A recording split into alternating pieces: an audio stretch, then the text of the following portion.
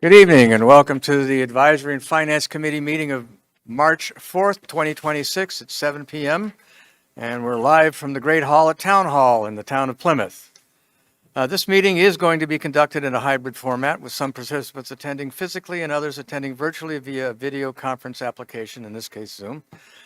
The meeting will be airing on Comcast 9, Verizon 47, or on the local scene streaming channel www.youtube.com/@Plymouth Meeting SLS.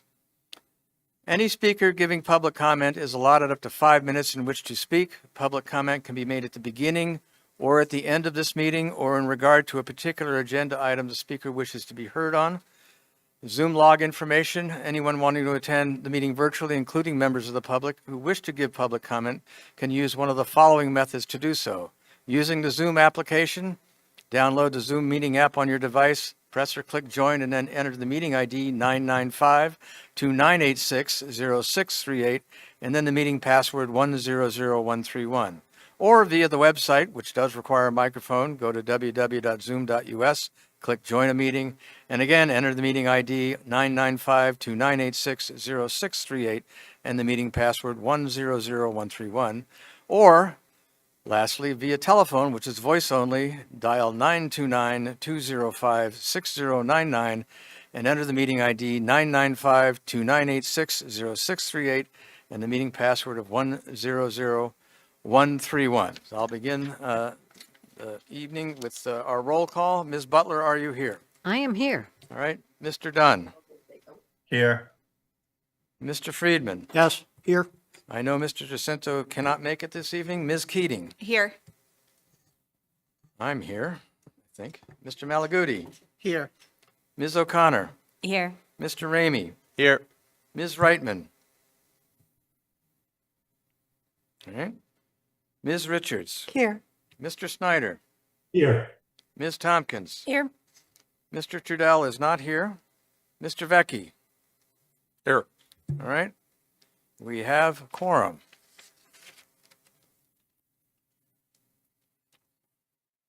Okay. This is the first opportunity for public comment, general public comment. There will also be a public comment after the board finishes its questions for each of the articles we are hearing tonight. Is there anyone who wishes to make public comment at this time? All right, seeing and hearing none, I need to start this evening by correcting an error from January 28th and the confusion about the two DPW solar projects. The committee approved Article 31, which is the solar project for the new DPW headquarters building at 22 Mary B. Lane. And so I would like to have us and did not approve, we tabled Article 33.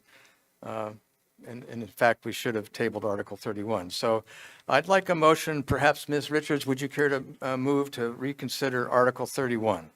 I move that we reconsider Article 31. All Make right. a motion to move, to reconsider Article 31. All right, Ms. Butler, would you care to second that motion? Yes, I second it. All right, so we have a first from Ms. Richards, we have a second from Ms. Butler. Now for the vote. Ms. Butler, how do you vote? Yes. Mr. Dunn?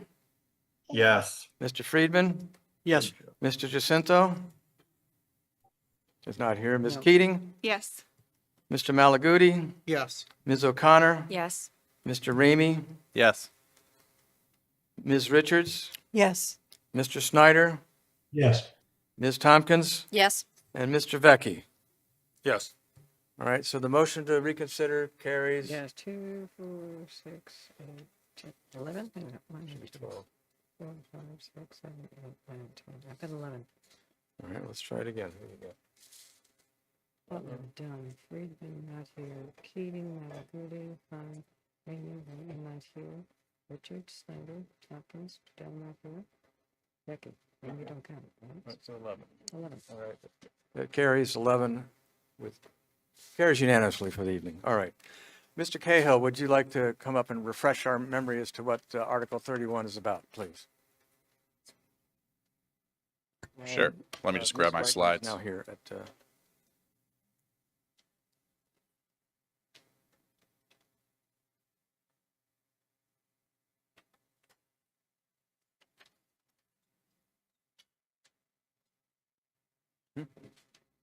Table sheet, yep. Okay. Yeah, that's fine. I have it at 7:03.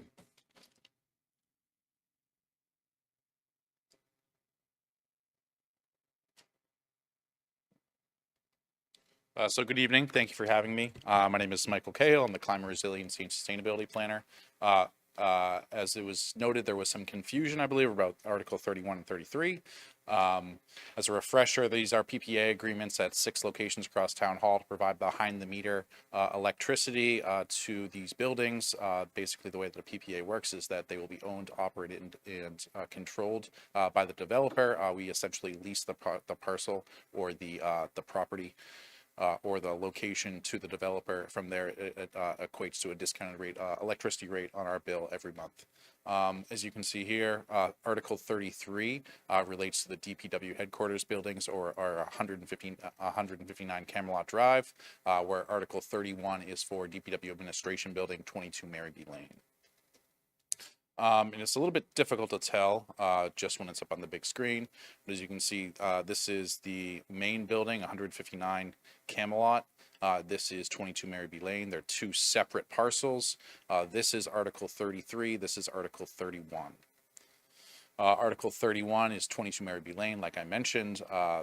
These articles are broken up into 2 sections for the most part. This one is only 1 section, but basically the way that Article 31 is that we're asking town meeting to authorize the select board to create or to execute the lease agreement or the PPA agreement on this site for renewable energy facilities. And like we talked about, this is the rooftop at Mary B. Lane, where 33 is the DPW headquarters carport. The Part 1 will transfer the use of this parcel to allow the select board to have renewable energy usage on site. And Part 2 of this article will give the select board the ability to execute the lease after town meeting approval. And this one is a carport that is along the side of the fence here. And once again, to clarify, 22 Mary B. Lane is located right here, and 159 Camelot is located in this location.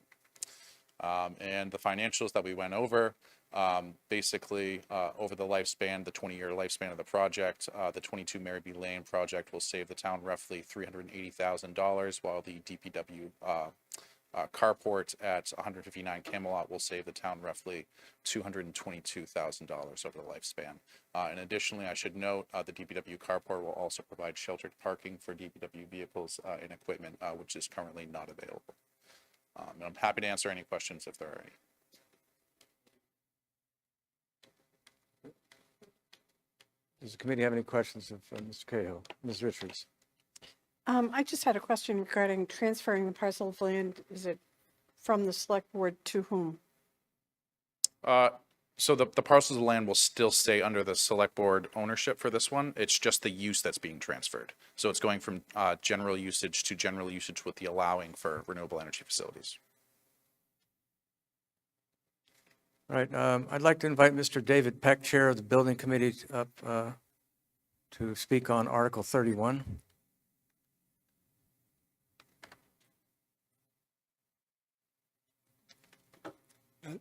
Thank you very much. This was a question that Chairman Lally proposed to bring to the building committee at their February meeting, which we did not have due to a lack of a quorum. However, it's an important issue, and that I, as chair, am speaking on my own, but Chairman Lally also asked our hired owner's project manager for his thoughts, which I can read his letter first, and then I'll pass along mine. But both of us basically agree, and I'm speaking as an individual, not for the building committee, that this particular building, it's premature to put solar on this roof because the building has not been developed in any way. I'll read the letter from our project manager, and I will say the building committee takes very seriously the recommendations from our project manager. I mean, we go through a long process to pick an owner project manager, and then we value their advice. So here's what the project manager wrote to Joe. Good morning, Joe. Sorry for the delay in getting back to you. Although it would appear to be a good idea to take advantage of the new DPW building roof for solar panels, I would not recommend having the solar panels finalized and installed until after the programming and schematic design was complete for the adaptive reuse of the building. It would be a shame if panels were installed and they limited what we could do for the expansion, or if they needed to be removed. That's from Pomeroy Associates recommending deferring this particular idea. And I would add, as a person, just this building, and the building committee has toured the building before the town acquired it. It's got a partial mezzanine, so it's 2 stories in many places. The future development may include installing a larger mezzanine and make it into an entire 2-story building. We don't know. And almost certainly there will be rooftop infrastructure, condensers, fans, but we don't know where they're going or when they're going. And if in fact it becomes a 2-story building, we may well install skylights, because it's a pretty big building. So that people wouldn't get outside windows, but possible skylights. Bottom line, it's too early to put panels on. Our project manager so recommends, and I was speaking as an individual, but for as chairman of the building committee, I agree. It's premature. The 2 of us anyway, recommend not to go forward with Article 31. And I'm available for questions. Any questions for Mr. Peck? Yes, Ms. Tompkins. Or this may also be for Mr. Cahill. If I'm remembering correctly, we were trying to push this through because we were concerned about limitations on future tax credits, and confirm that, is this the plan to move forward, or just that we approve to have them once we move forward with the building design? Correct. So the ask for this warrant article is for this to go to town meeting to get approval to allow the select board to execute a PPA. The select board will then take a vote after town meeting to determine whether a PPA will take place at this parcel. So all that this article does is set the select board up to make a decision down the line. The federal tax credits for solar will be going away in July of 2026. There is an opportunity for us to grandfather ourselves into this program if 5% of the total project cost is expended before that date. But if we delay this project and push this back, there is no guarantee that any developer would take the financing on that would not be available to get the federal tax credits. So I can't really say what the landscape for federal tax credits is going to look like in the future.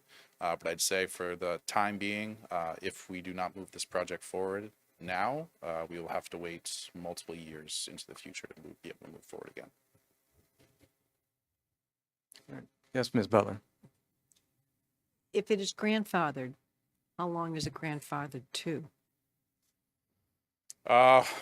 There is a limit. I'm not sure exactly what that limit is, but as long as we spend 5% of the total project cost, if it takes us a year to do construction, we'd still be allowed to be able to get those federal tax credits. So there is a statute of limitations for how long that grandfathering goes. We'd have to look back into the federal language to see exactly what that is. Would we be able to do the construction in that period of time? Within the limit? The year? Sure. Yes. Yep. So to give you an example of another project that we are hoping to work on at some point in the near future, there's a developer that reached out about a project that will be in construction in 2028, and it would be grandfathered into the program. So we at least have until 2028. Like I said, I'd have to look back into the federal language to see exactly how long that would go. Thank you. All right. Any other questions? Yes, Ms. Keating. Sorry, so what is the timeline for getting the building designs?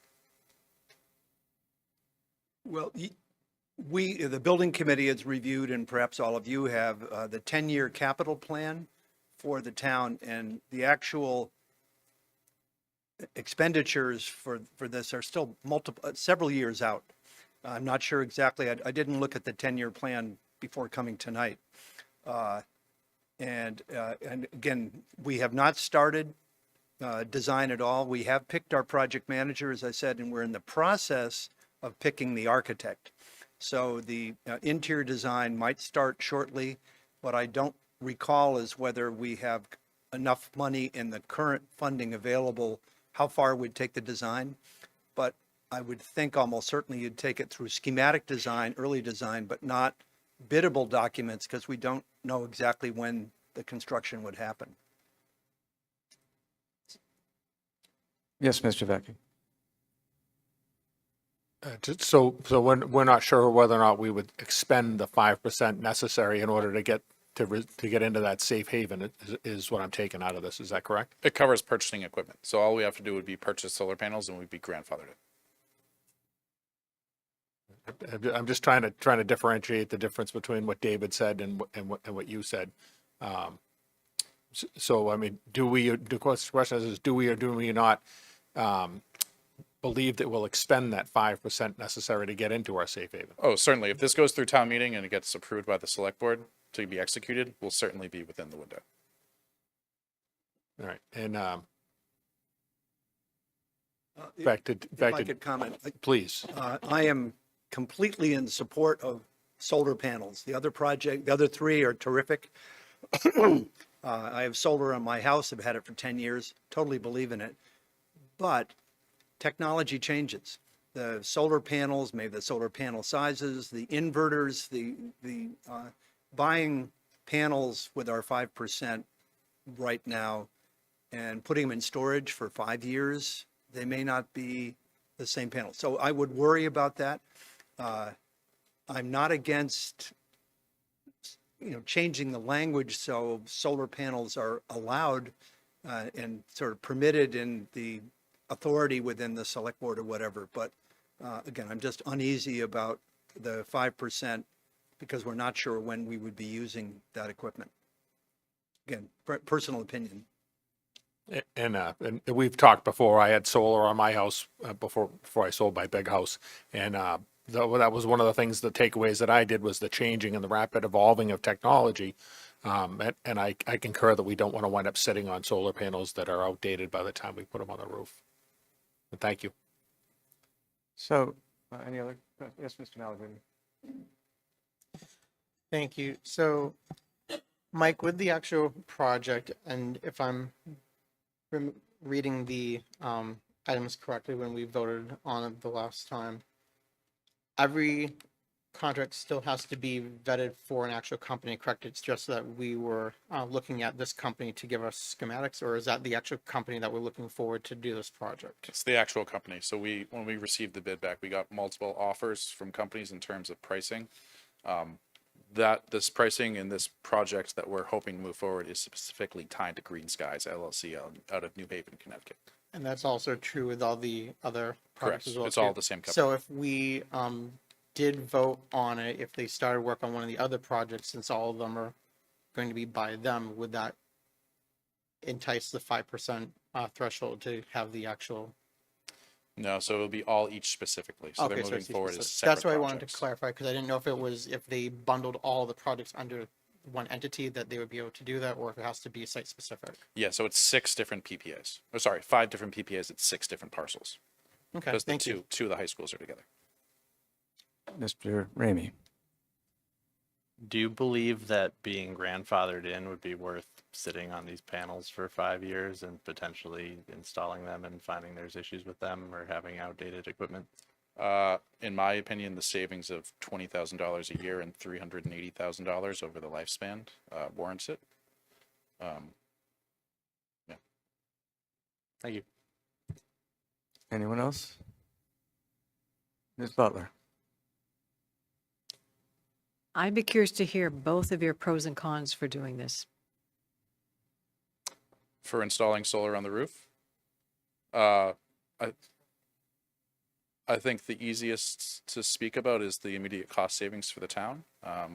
This is an opportunity for the town to save money on our electricity bills, something that is relatively guaranteed. We have 5 other PPA power purchase agreements currently in place for the town, and it has helped us save hundreds of thousands of dollars in electricity costs over the years. This is another project that we can put into our portfolio. Additionally, this is directly in line with the objectives outlined within the Climate Action and Adaptation Plan to reduce carbon emissions coming directly from town facilities.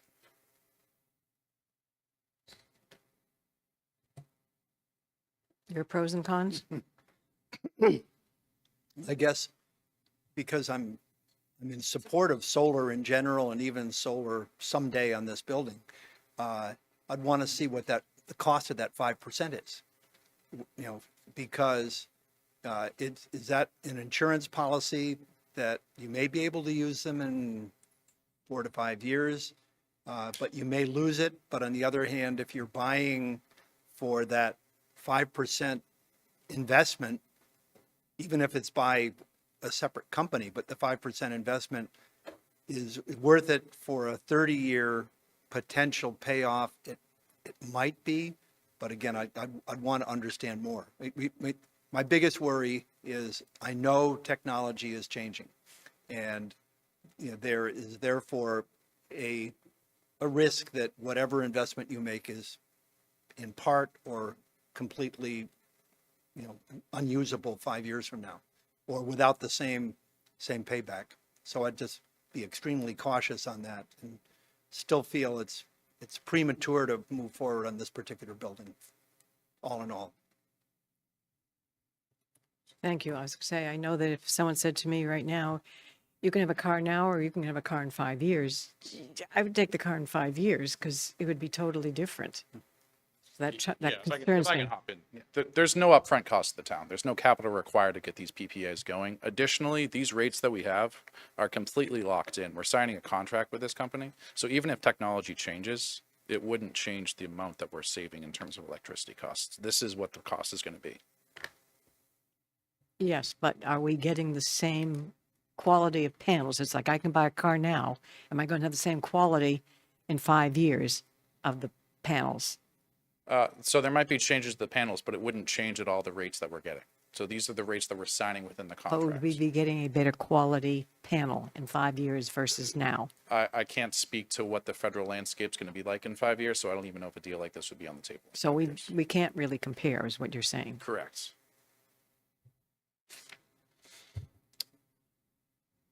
Mr. Friedman. Yes, so would I be correct in assuming that we're going to be using similar panels in all these projects? On town-owned facilities? In these different PPAs? Mr. Friedman, this particular article is for this specific No, project. no, There are I'll- several others, but this is voting on whether or not we should install solar panels on a building that's about to be renovated. No, I understand that. Okay. And the reason I'm asking the question is, would it be possible to purchase these panels, presuming that we're purchasing panels for, if we did this building as well as these other buildings, okay? Would it be possible to deploy some of these panels or all of them onto an existing building? And even though they were bought for this project, and therefore perhaps eliminate the concerns that people were saying? Yeah, so once again, we're not purchasing any of these panels. The panels are being purchased by the developer, and these contracts that we're putting into place, they're specifically related to each individual parcel. So if they elected to switch where they put the panels for, let's just say Mary B. Lane, and put them on, I don't know, the library, that wouldn't be possible. Yeah, thank you.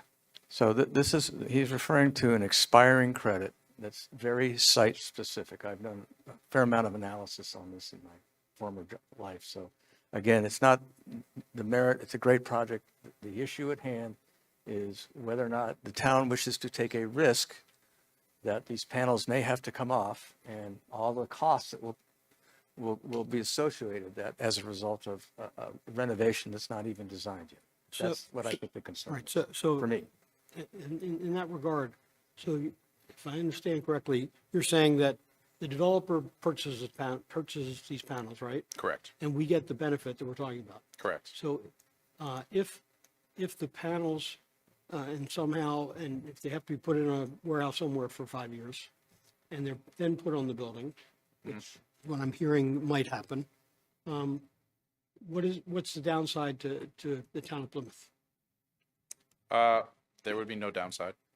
The downside in terms of if the panels are put into the building, these contracts will be signed. As long as the contracts are signed and these projects get underway into the future,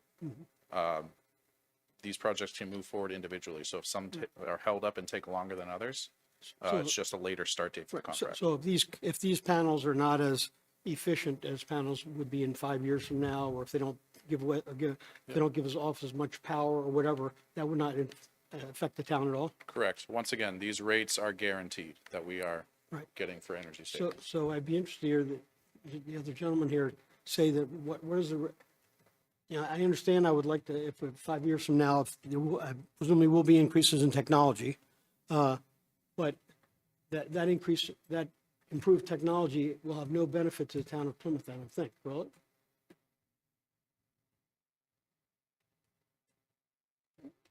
If this is a guaranteed rate, then no. I mean, if the only risk you'd have if the estimated savings per year in that chart, and for some reason, the efficiency of the panels changes, and they generate less kilowatt hours per year, the question is, do they eat the difference? If they've said we're going to guarantee the town of Plymouth gets, let's see, how much per year annual savings for that building? Okay, $19,000.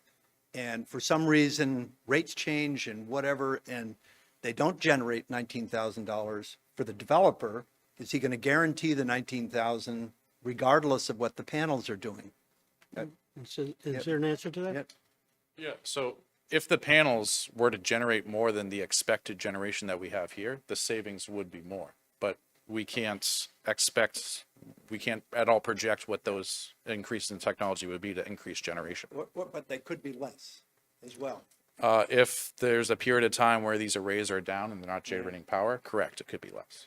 So if I may, a typical PPA in what you're doing is the developer, in this case, is estimating what the output of the panels are going to be and guaranteeing a rate per kW that Exactly. the town will save. Correct. And if it makes 1,000, then you get 1,000 times the rate. If it makes 2,000, you get 2,000 times the rate. If it makes 1, you get 1 times the rate. Correct. And again, the risk is not the technology in my mind. The risk is the developer has a right to the space on the roof in this particular instance. And we're giving him right for that space for the next umpty years, however long the PPA is, typically 20. This is 20 years, yes. Yeah, 20. So, I mean, there's nothing wrong with the structure of this deal. The only thing that's wrong is we're about to renovate this building, and if we decide that it's in the interest of the project that those panels have to move, you're going to have to at least at a minimum enter into negotiation with the developer to move them, or pay the developer back for something. And then the other thing that I'm not ready to bet the farm on this one yet, but there is a timeline at which point you have to get this project commissioned, as in tied in and in production. So yes, it's 5% by June 30, but it's not a blank check. You have to get it done in a timeline, and I'm not sure it fits into the timeline of what we're looking at for the renovation of 22 Mary B. Lane. That's my concern. It's not a concern about the validity of this project, all other things being equal. It's just that for 22 Mary B. Lane, all things aren't equal. We're getting ready to renovate the building. We might do something with the roof. And again, adding to the MEP load, mechanical and HVAC load to that building. You may be putting rooftop units on. You may need that space for the building to work.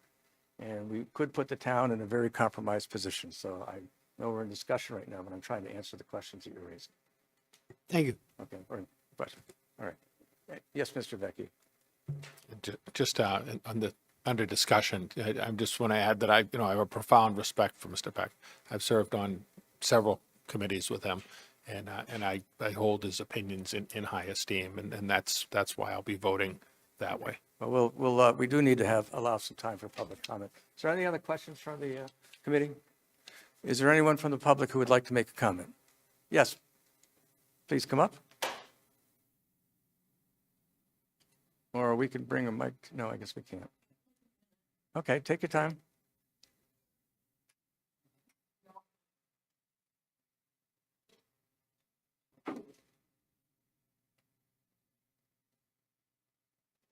What nobody's taking into account is the most recent developments in the Strait of Hormuz, which means that there is no oil or natural gas moving and will not for the foreseeable future, which means that the prices of those fuels, as compared to the solar panels, are going to soar for the foreseeable future. We don't know how long, but the Iranians have said there will be no oil moved through the Strait of Hormuz until they say so. So we don't know when that's going to be, and that will increase the savings if you go with the solar panels by a huge factor. We just don't know how much. Thank you. Thank you. Did we get your name and address? My name is Margaret Burton. I live at 40 Pine Hills Drive, apartment 1207. All right, thank you very much for your comments. Anyone else? All right. Mr. Weber.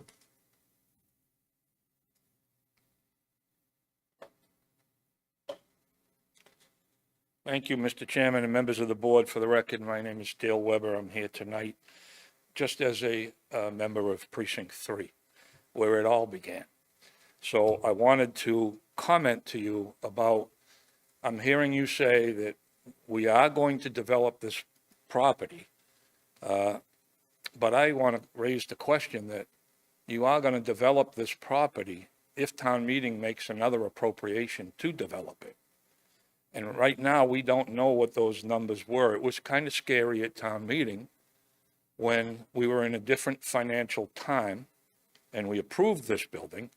We heard some estimates of what the retrofitting would cost, and it was in the millions of dollars.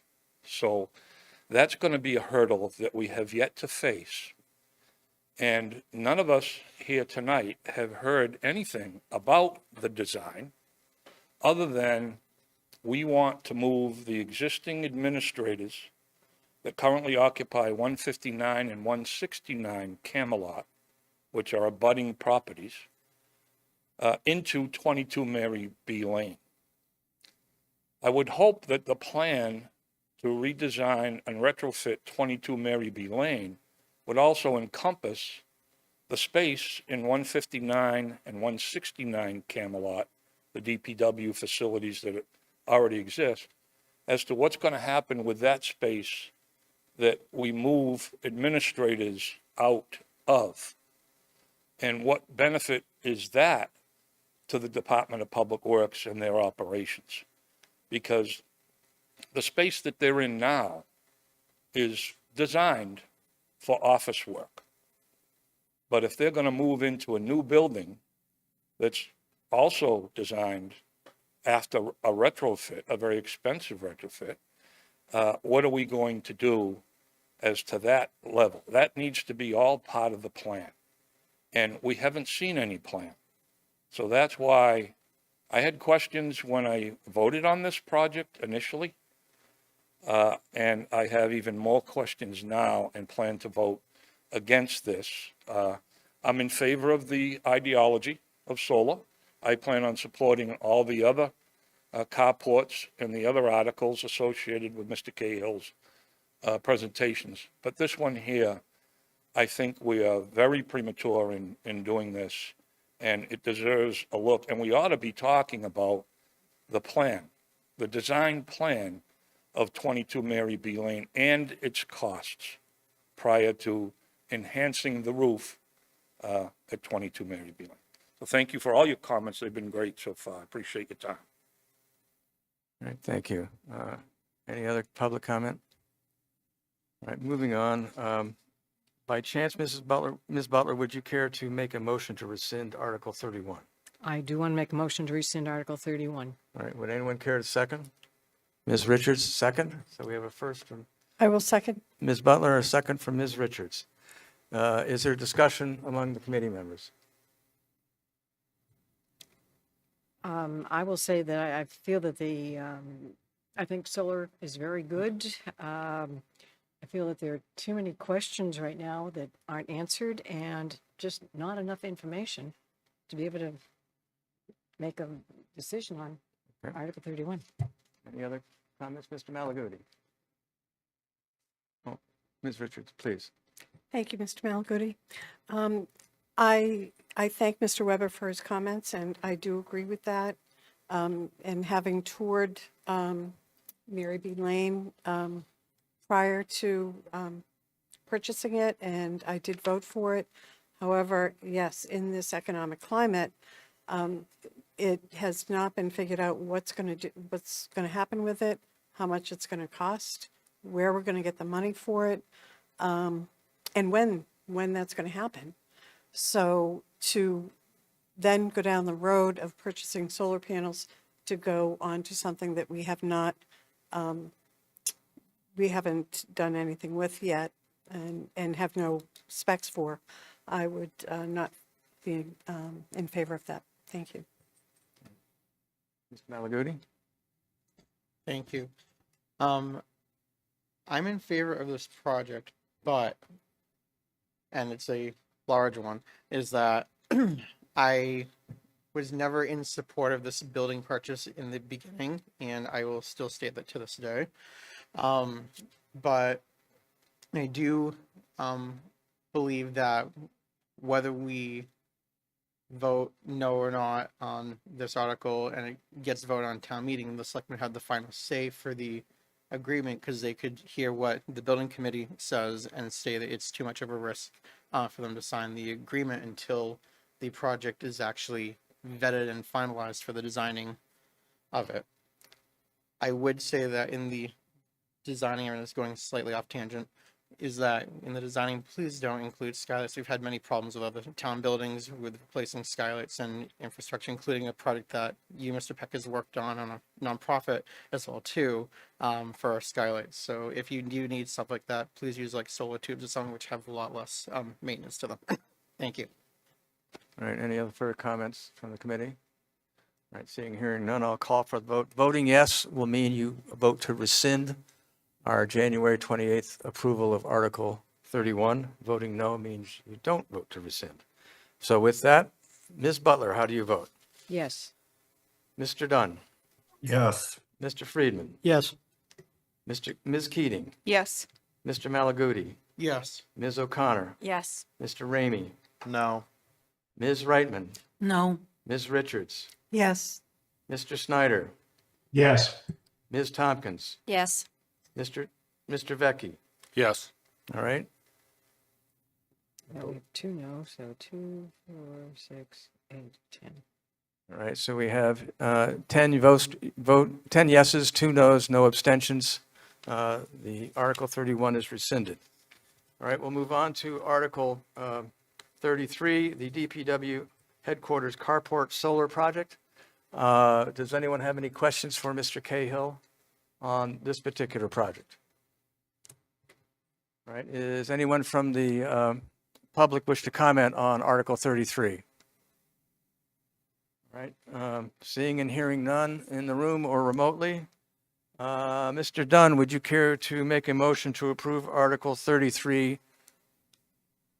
So moved. All right, is there a second from Mr. Friedman? Second. All right, is there any discussion from the committee?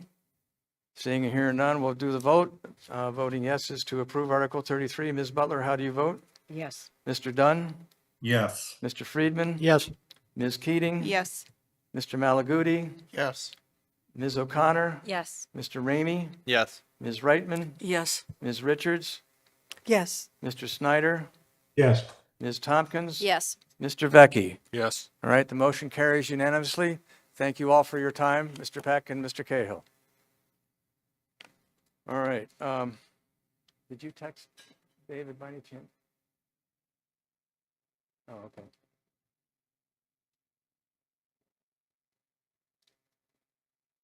Well, we'll move on to article, I told him 7:30, but we're already past that. Okay, well, while if you can call him down, I will, you can, okay, great. Let's go ahead and hear citizens petition for Article 36, Billington Sea weed treatment.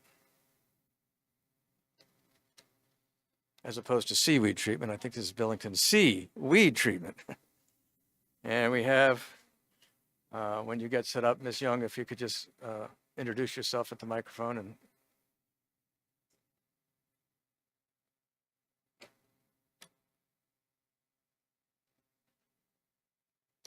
Hi, my name is Christy Young, and I am here on behalf of the Billington and you Sea. live where? I'm sorry, Black Cat Road, Thank 80 you. Black Cat Road. I'm here on behalf of the Lake Association requesting the allocation of $28,000, $492.32, and that's towards the weed treatment of Billington Sea. That sum is reflective of the town's 45% ownership of the waterfront. And the association raises the other 55% through membership dues and contributions. The management program has been in place for over 20 years, and it consists of yearly water quality testing, monitoring of fish kills, weed growths, and also herbicide treatments. The weed we specifically monitor for is fanwort, and the previous 2 treatments that we've done use the herbicide Sonar, which has been approved by both conservation and heritage. Sonar is a negligible risk chemical, and it can be, excuse me, I'm getting over a cold.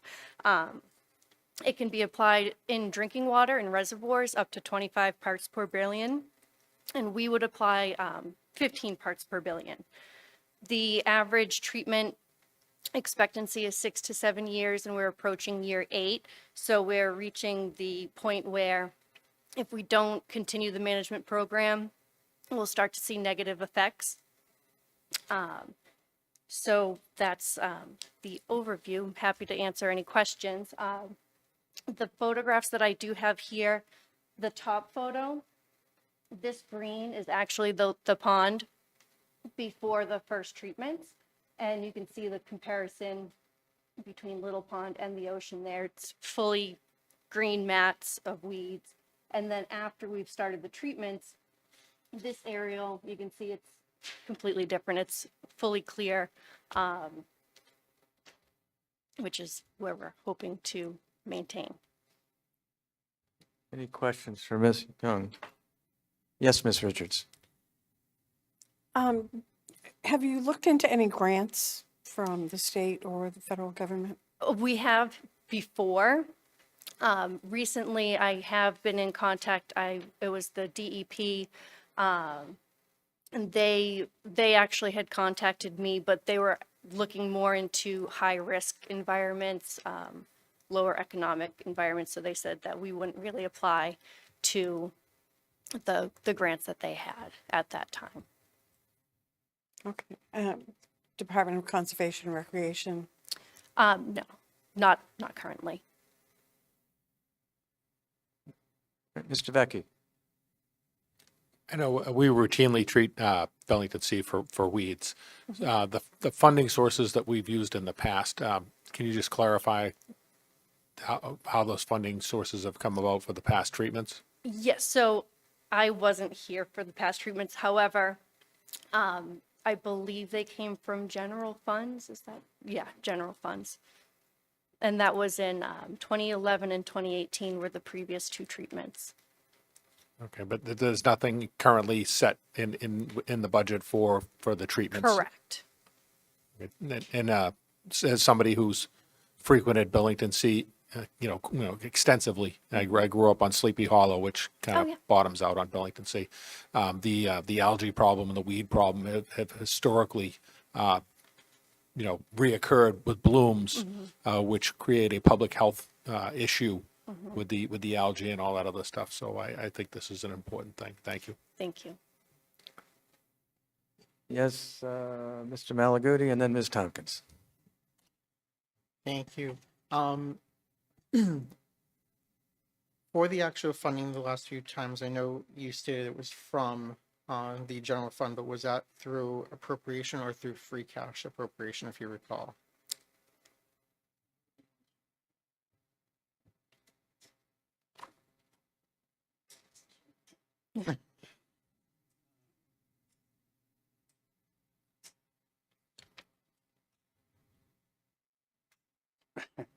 Tell you, Everett, it's been so long.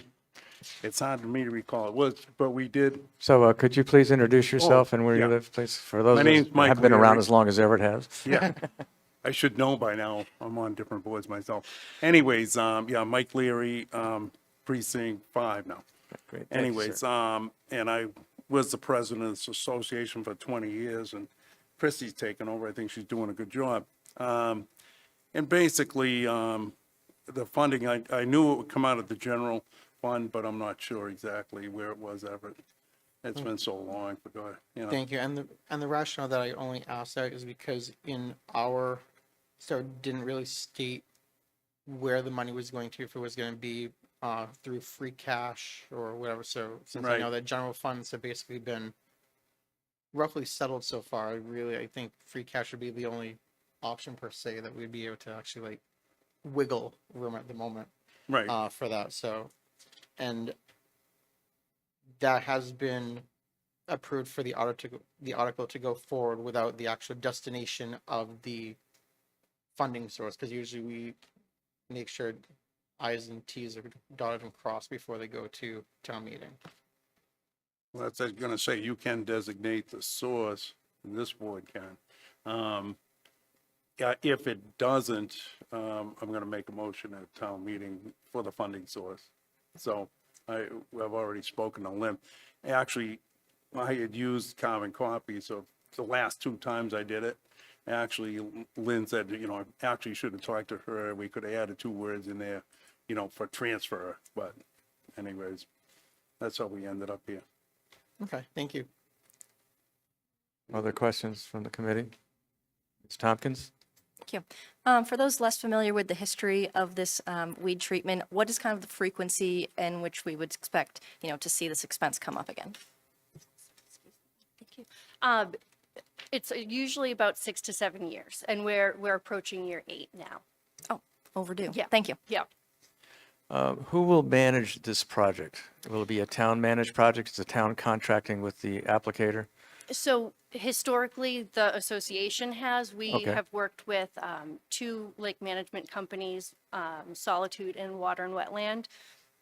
So they're both familiar with the treatment and with the chemical, the whole process. So they're typically who we would run that So- project management. So the town has not been a signatory to the contract with the applicator, then, correct?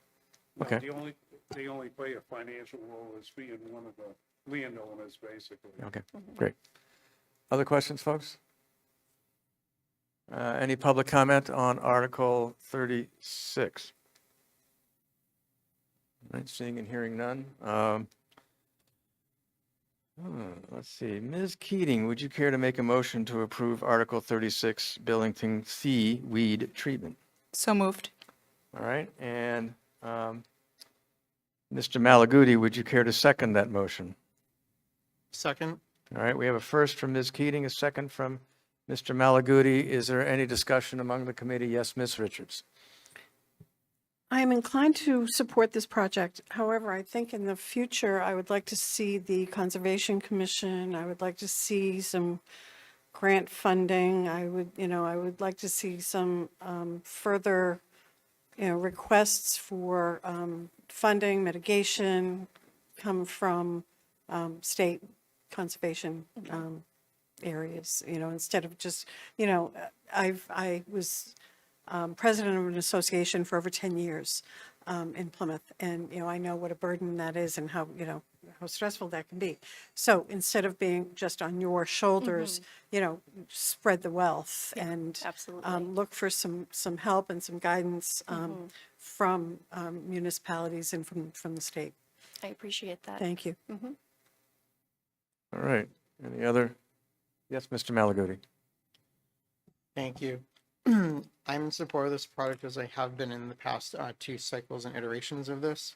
I would just suggest possibly in the future, since it is a public-private partnership with this and the town owning a large parcel, I'm wondering if it'd be beneficial for funding through the next future asks to go through the Environmental Affairs Fund, which is the one that's funded by partial solar panel treatments, which is David's overview. So I think that would probably be a good round if he was able to. It could possibly be used as a piggyback for grant resources as well too.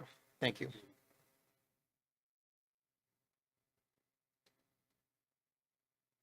All right. Any other discussion among the board? Then I'll call for the vote. All right. Ms. Butler, how do you vote on Article 36? Mr. Dunn? Yes. Mr. Friedman? Yes. Ms. Keating? Yes. Mr. Malaguti? Yes. Ms. O'Connor? Yes. Mr. Ramey? Yes. Ms. Reitman? Yes. Ms. Richards? Yes. Mr. Snyder? Yes. Ms. Tompkins? Yes. Mr. Vecchi? Yes. All right, I believe we are unanimous in that vote. Has Thank anyone you. gotten a response from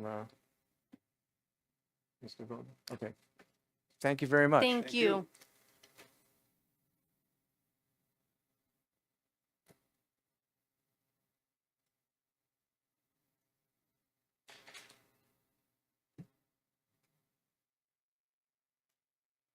Well, I've heard nothing, so I think I will move on to, wait a minute, in the nick of time. All right, so we're going to go back to Article 35, military service, and Mr. David Golden, Chair of the Select Board, is here to give us a brief overview of Article 35. Thank you, Mr. Chairman, and thank you for your patience. Folks in the audience and folks at home, I'm Dave Golden. I'm Chair of the Plymouth Select Board. I'm presently in a meeting, a Select Board meeting down the hall, so I appreciate your patience while I huffed it down here. Article 35 is an article to adopt a section of the Mass General Law that would allow the town to give up to 40 days of paid military leave per year to employees who work for the town who are also active in the armed forces of the United States or a reserve component or the National Guard. I've attached in your packets the full text for MGL Chapter 33, Section 59, so I won't go through the whole thing. Currently, when our employees who are in one of those branches of the military, when they have training time or if they have drills or active military service requirements, if they want to collect their full pay, they have to take paid vacation. So this would supplant that and allow them to take their time. I spoke with the town manager. Excuse me. I spoke with the town manager and the finance director. This would be a budget neutral request. And I want to caveat that based on my discussion with the select board. It's budget neutral in the year in which it in which the person is taking leave. So presently what happens is the town budgets for the full salary for each of these service members. We pay the difference between what they get from their military pay and what their pay would be from the town. So if you're in the National Guard and your weekly salary is $1,000, but your drill pay is only $500, the town gives you $500. The remaining $500 falls to free cash. So there would be a negligible hit to free cash in future years. I don't have the exact figure yet, and I've asked the finance director to take a look back at fiscal year 25 to see what that delta was. But the back of the napkin math that I did with the town manager was something to the tune of like $10,000 or $15,000. Per year or per person? Per year. Yes, for all of the service members that we have here in town. At present, we have, your packet says 8 employees, but it's actually only 7 now. All 7 of those folks are in the fire department. The town manager had previously been listed as one of these folks, but he is retiring in April, so he will not qualify for this. I think this is just, this measure is just to make Plymouth a more military-friendly community, to thank the folks and show our appreciation for their service to the country and to the community. So I'm asking for a favorable vote at town meeting.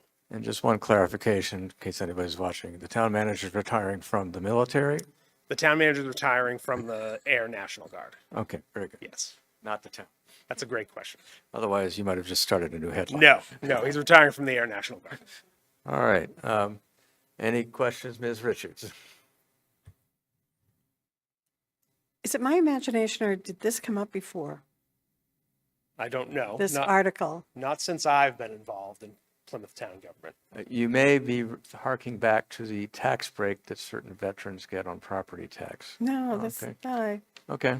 We did at a recent town meeting, to the chairman's point, adopt the HERO Act, where we gave a 50% increase to the statutory exemption that's granted to our disabled veterans in town. Presented by none other than Mr. Golden at this meeting. I'm having a deja vu moment. Okay, thank you. I have stood in front of you before to talk about veterans, so. Other questions from the committee? Is there anyone who wishes to make public comment?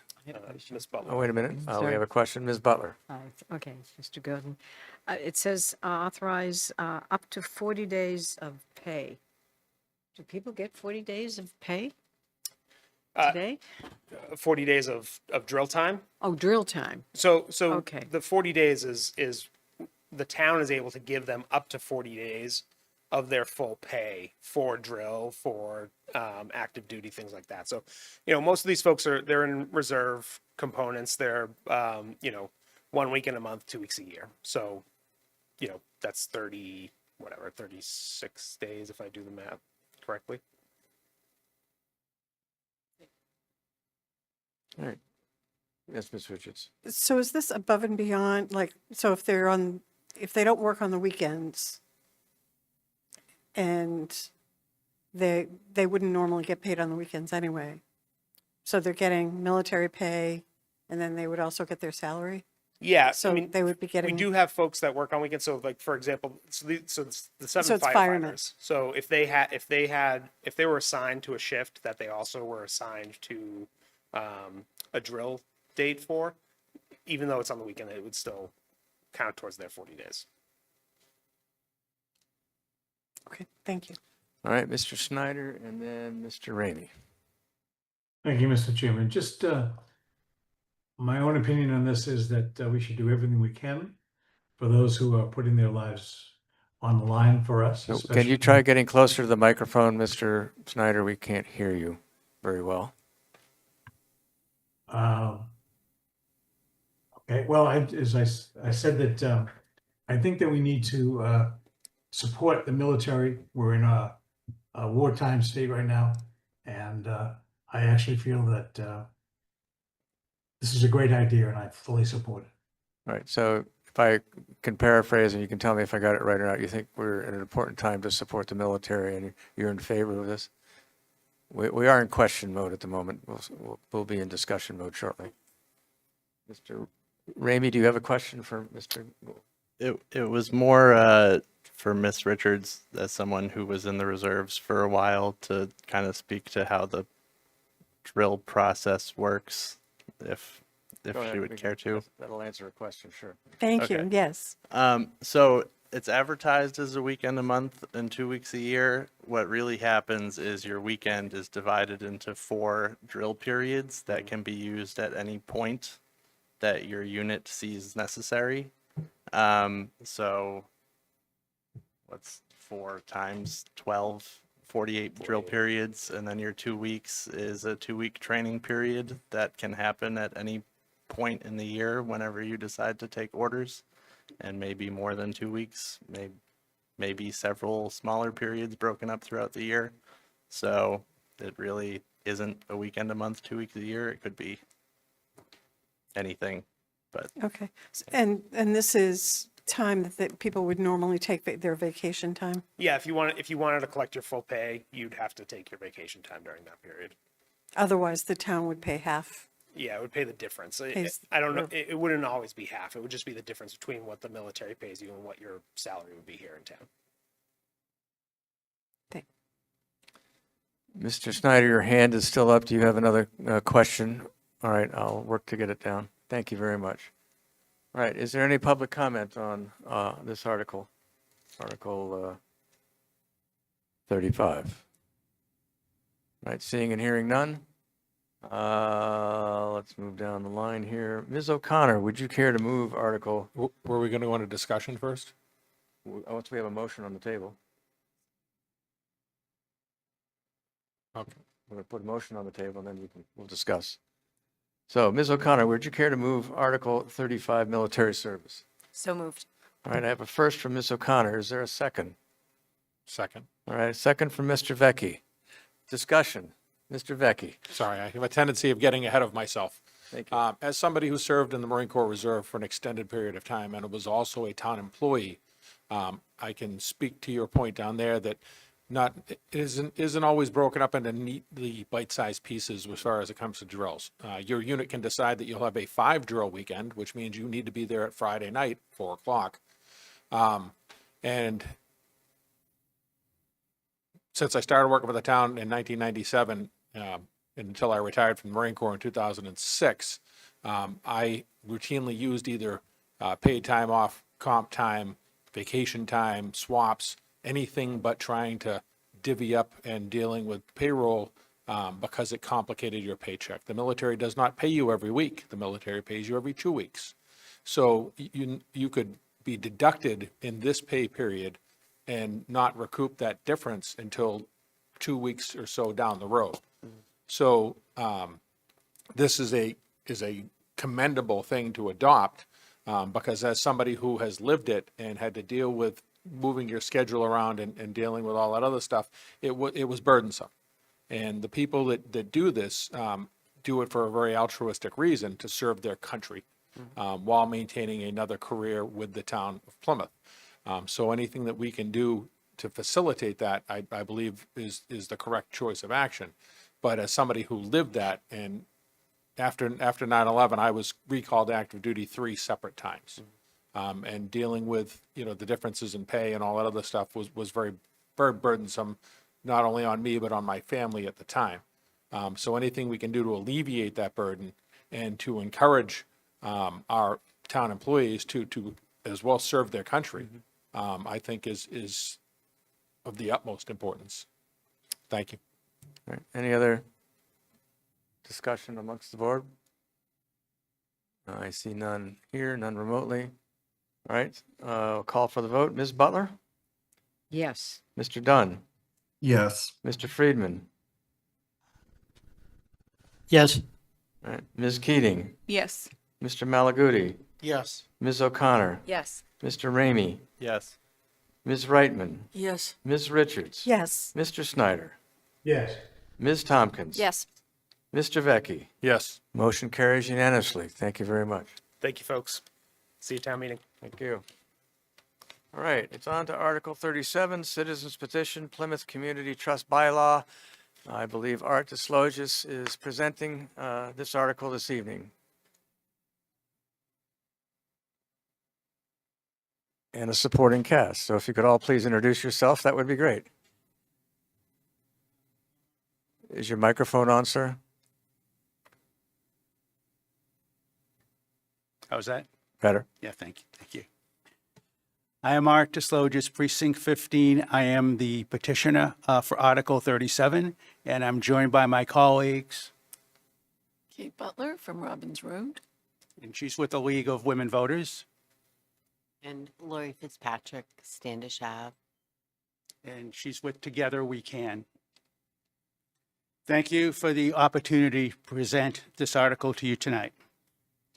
This bylaw will establish that town officials and Plymouth law enforcement agencies will not act as agents for ICE.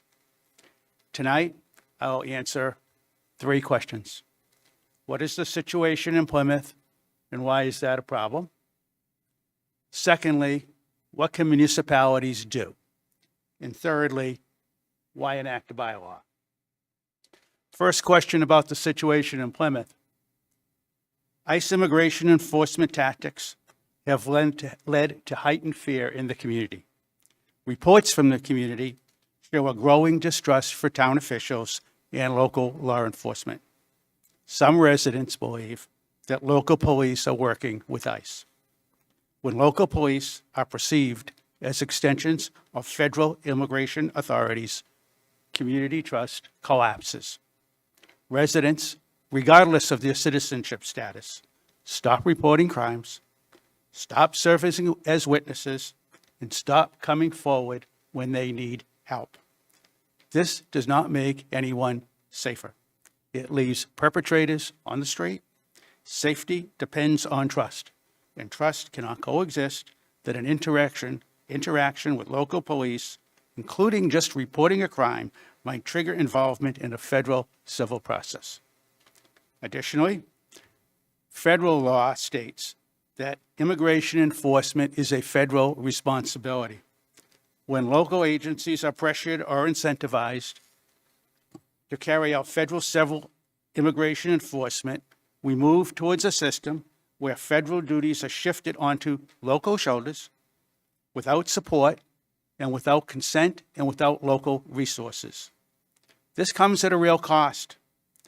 Every hour an officer spends on federal immigration enforcement is an hour not spent doing the work that you and I fund them to do: responding to emergencies, preventing violence, and addressing community needs.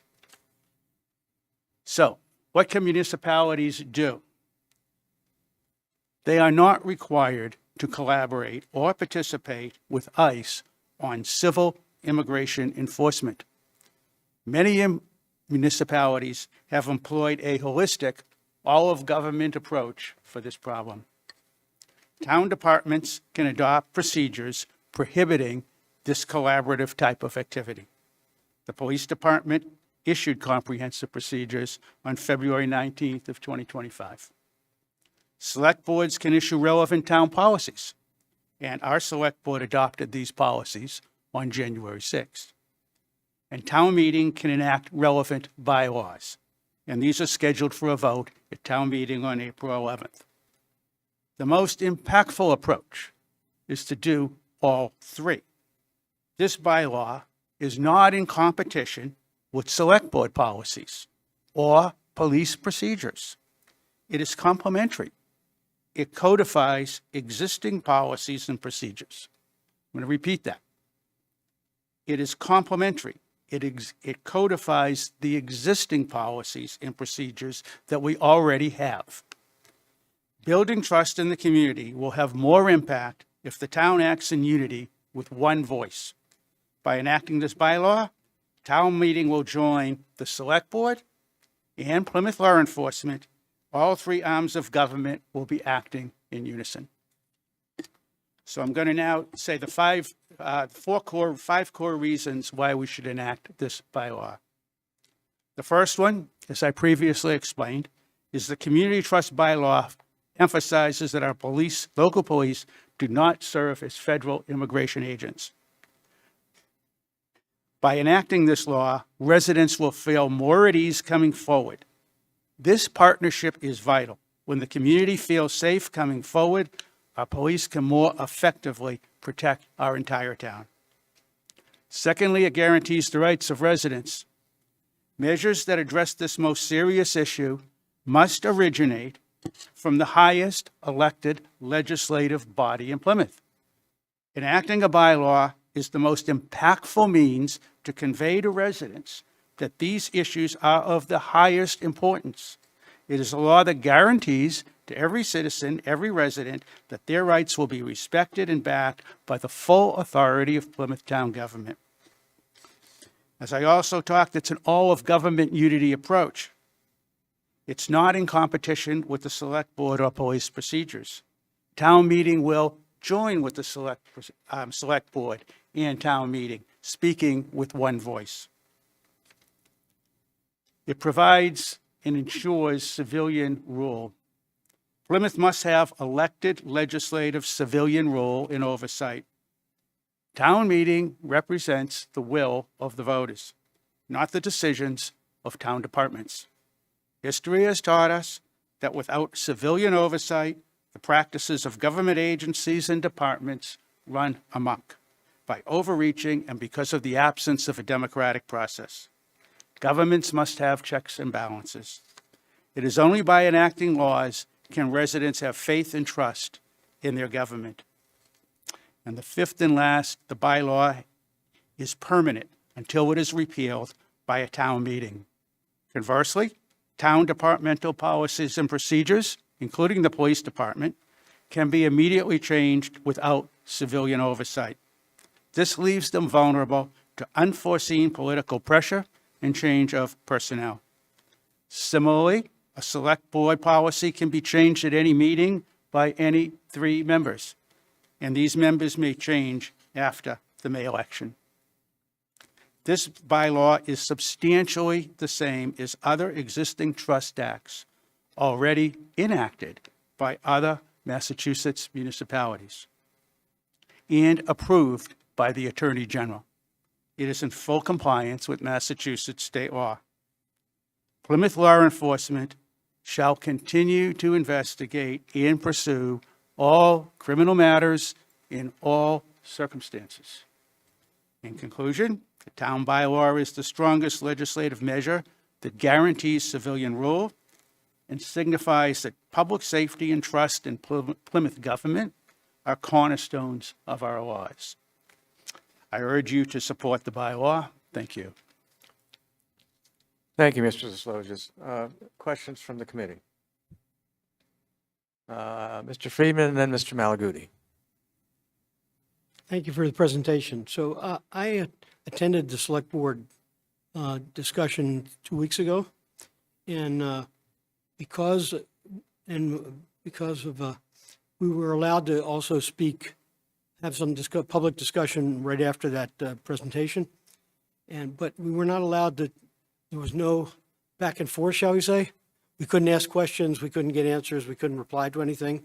So after I heard the discussion, I spoke briefly and said, I would hope that the select board members, when they voted, would tell us why they voted the way they did. And 3 select board members who supported this explained their reasons, and the 2 select board members who voted against it explained their reasons. And since they're not here, and I will not try to paraphrase, but I can only tell you my understanding, Mr. Quintal said, while he supported immigrants and in fact had supported several immigrants for citizenship, he also thought that primarily he needed to support law enforcement and that he would only support this if the chief of police supported it. Well, the chief was not there, and the chief is not here tonight. So I don't know what the chief's position is. Mr. Golden, who didn't say to speak to this article tonight, said that he believed we should enforce all state and federal statutes, but didn't believe there was a need, as I understood it, for this bylaw, and had expressed some concern about how it might impact the police department. My understanding is that, and this is my question, that there's nothing in this bylaw that would force the police department to do anything different than what the current policy is. Is that correct?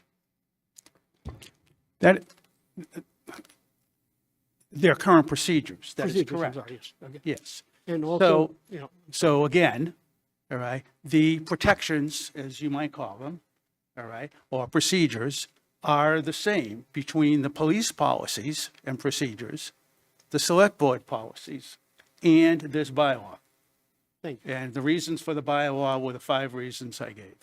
So if that answers your question. So the other thing that occurs to me is that regardless, that's good because that means we would not be changing anything. The town meeting would not be changing anything. We're not going to change anything here tonight. But beyond that, should this bylaw be different from what our current police chief's policy is or procedure, the police chief, I believe, is required to follow the laws of the town of Plymouth and enforce the laws of the town of Plymouth. And so I think if town meeting decided, which in this case would not be a change, but if we decided to create a bylaw that the police chief, I assume, would perform his duty and have the department support that bylaw and enforce it. So in any case, I didn't understand, apologize for going on a little long, but I didn't understand why the 2 select board members voted against this, because neither of their explanations I found very satisfactory in terms of an explanation as to why to vote against this article. So is this I will be discussion or do supporting you the have a article. further question, Mr.? Yes. My only question was to make sure I understood correctly that it does not contravene anything that was done by either the select board or the chief of police in his procedures. Well, Thank you. the select board voted on this article, I believe, as we had it in our packet. So I'm I sorry? will say that since you asked the question, I know that the police chief is out of town this week. We tried to connect, but there was a little storm that got in the way. And that kept me from getting out of my driveway for a couple, 3 days. So I missed my appointment with him. All right. Mr. Ramey, did you have a question? Or Mr. Malaguti, you had a question. I'm sorry. Thank you. After going, rereading through this again, I was looking at a couple of things for definitions. So section F, role of police department and immigration enforcement, to the extent permissible by law, a town official shall not perform the functions of an immigration officer. Whether pursuant to 8 USC section 1357G or any other law, regulation, or policy, whether formal or informal. So when you state that, are you stating town official as a police officer? Or are you stating town official as an elected town meeting rep, a select board member, an employee of town hall, a school department member? Which is your definition since not listed? All of the above. So how can you say there's all above when you have nothing in the definitions per section 1 definitions? So that's a vague issuance right there, which I think would actually be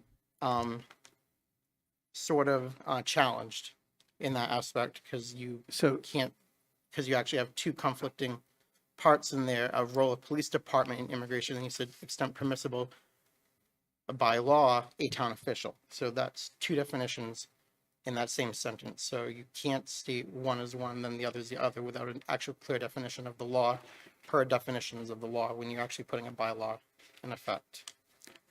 So we can probably discuss a lot of the words in the bylaw. The provisions of the bylaw, each one of them, was copied from what another municipality, most of them were Lawrence and Somerville, that had already been enacted in Massachusetts and approved by the Attorney General. So they were copied pretty much word for word. So they are, in the view of the petitioners, entirely legal. They've been approved by the Attorney General. So do their actual bylaws have the definitions of what a town official is within the actual statement? 'Cause if it does, then it's omitted from this one. So it's not listed in the definitions, but this is the wording of the other bylaws that have been enacted. And the rationale that I bring that up is not just the semantics of that, but if a town official, if we declare it as a town meeting rep, is their actual job is a person in the federal agency or a nice official, that they're precluded from doing their job in this bylaw. No, there's no It actually preclusion states from that doing right the within law. there, except pertaining to law, permissible by law, but you don't state what permissible by law is within that per the sections. So it's as any bylaw, or state law is written. So they can do it unless it's against some law. Which provision, I ask you what provision you're? I'm still reading from section F. To the extent so it says, I'm going to read it for everyone. To the extent permissible by law, a town official, and town official to me here means all town officials with police department, fire department, and town employees. Shall not perform the functions of an immigration officer pursuant to section 8 or any other. Really frustrating me here is how you're defending this by not actually giving tangible things that would actually be looked at by a council. So again, it's the same answer. We could have taken quite a bit of liberty and tried to put in what we thought were legally correct words, put in more protections or less protections to what had already been enacted from other municipalities and approved by the Attorney General. So the drafters of the petition chose, say, we are only going to put things in here that we know are going to be approved by the Attorney General. That was the guideline we made. Has town council reviewed this? So we asked for town council to review it. Okay. Town council has seen it. Citizens petitions of citizens are not allowed access to town council. We did speak with the moderator about this. I spoke with the police chief about this. We spoke with it was vetted by 3 civil immigration attorneys who helped the other municipalities draft this bylaw.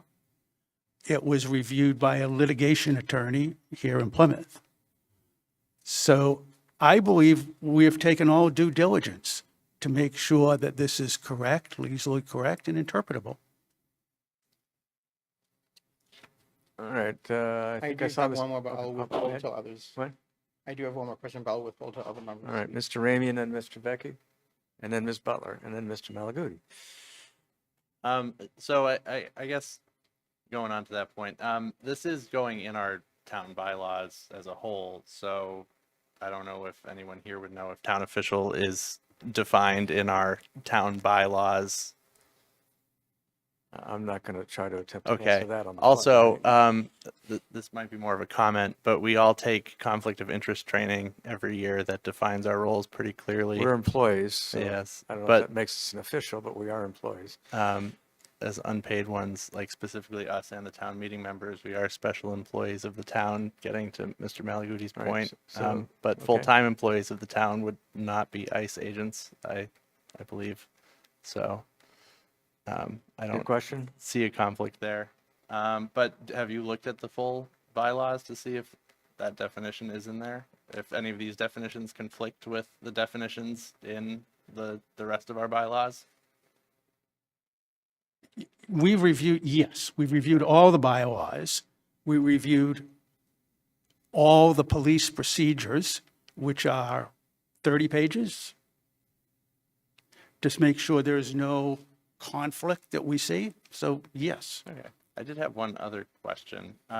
Is there any other historical context that you've derived this from? What do you mean by historical context? Any other incidents prior to our current period of history that you may have? I'm just curious. No, No? no. Okay. Thanks. I mean, the history of this in Massachusetts is originated in Boston about 10, 15 years ago, where the same thing happened, where the city council, the mayor, and the police commissioner teamed up, as you will, to address what they viewed as public trust from the community and community policing. And they wanted to be very clear with the residents of Boston that community policing was a priority and that they wanted the trust of the people as they did their job. So since that time, other municipalities in Massachusetts have done them. I've listed them all in the Q&A that I sent you. All right, Mr. Becky, you have a question for Mr. I Desrodes. have a couple. Excuse me. So the first one, to Mr. Remy's point, when you say you've reviewed the bylaws, have you reviewed the entire bylaws, all the bylaws for the town of Plymouth to see if our official is defined somewhere within them? I did not look for the definition of an official. I did look at all 232 pages of the town bylaws. Okay. And you didn't see a definition? And the primary purpose was to make sure, and that's what I spoke to the moderator about as well, is that this is appropriate to have as a bylaw. Okay, but you didn't see a definition of town official anywhere in those bylaws? I didn't look for that, Okay, so you didn't look? not for that one specific thing. Okay. So we have no idea whether or not town official is defined anywhere within our bylaws? Is that? But we do have a very firm idea that this bylaw is acceptable and approved by the Attorney General. Okay. So maybe if that's So in your, from. with the same language. Okay, can I ask a question? Please. So with the definition that's in there right now, do you believe that someone who is employed within, say, an immigration official who works at the Kennedy Building processing that, would be denied the opportunity to serve as a town meeting member or FinCom member, board or committee under this bylaw? Because that's what I'm taking away from it, is that would prohibit anybody who, within their employment, worked in federal immigration, would no longer be able to serve as any type of special municipal employee. Is that accurate? So that would be a question for an attorney. I've never heard of that case, but the way you presented it, that if the town, if I understand the example you gave, if the town had an open position, and hired somebody who also worked as an ICE contractor or person, and could they have both jobs concurrently? I mean, I would have to say. I'm not talking about a compensated employee. I'm talking, we're all special municipal employees as we sit here right now as our town meeting members. So in my reading, and I am an attorney, in my understanding of what you've presented so far, that would prohibit anybody who did work in immigration from serving on a board or committee, or such as FinCom, town meeting, the planning board. By my critical thinking within how you presented this bylaw, that would then disenfranchise them and prohibit them from serving or volunteering for their town. So my question is, do you feel that would be constitutional? So what the bylaw prohibits is people acting as ICE agents. That's what the bylaw prohibits. If the town hires ICE agents to do ICE agent work, that would be, then they would not be able to act as ICE agents. Do you think that any, I think that's a reasonable thing. I think that's why we need a bylaw. do you think that any police officers in the town of Plymouth are empowered to enforce federal immigration law? They're not. No, they aren't. Right, they're not. They're actually prohibited under case law. That's correct. Yeah. But they still can act as ICE agents. Not in the current procedures, but within the laws of Massachusetts. Okay, so I'm confused. So if police officers in the town of Plymouth, municipal police officers, are not able to enforce federal statutes, how could they work as an ICE agent? I don't understand that question. Well, you just said that it's not, that police officers can't enforce federal immigration law, but they can work as ICE agents. I don't understand that. No, I did not say they can act as ICE agents. Police officers cannot act as ICE agents. Okay, That's what this bylaw, they cannot, let's go back to state your question again so I can try to give you I'm better- listening to you, and you said that that would prohibit the police from acting as ICE agents. That's right. Okay. So if police officers cannot in any way, shape, or form enforce federal immigration law, how would they act as ICE agents? I don't understand. They can participate in ICE raids, they can provide intelligence, they can provide services, they can provide logistics, they can provide surveillance. There's any number of things that can happen. So in your opinion, that makes, so police officers can't work as ICE agents, but they can, is what you're saying. I don't understand The bylaw prohibits them from acting as ICE agents. which they are already prohibited from doing. And they're not empowered in any statute. Why are you to saying enforce. they're not? They are prohibited in the police procedures. And this now is in sync with the police procedures. So we kind of got off my original question. So my original question is do you believe that it would be constitutional to disenfranchise somebody on the basis of their employment from serving in town government? I don't understand that question really, Mr. Becky. I've tried as best I can So your to explain bylaw, this. the way I understand it, would prevent somebody from, say, Mr. Remy got hired as a clerk in federal immigration court, right, after he passes the bar, that he would no longer be able to serve on FinCom because your bylaw prohibits municipal employees from acting as immigration agents. They would be prohibited from acting as immigration agents. That's correct. So he wouldn't be able to serve on FinCom if he became a clerk in an immigration court. I couldn't answer that. I can't answer that question. Well, I can because I'm an attorney and I'm listening to what you're saying.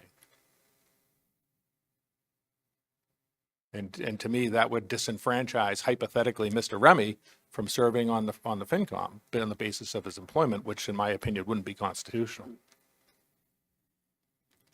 The bylaw, again, says that town employees cannot act or collaborate as ICE agents.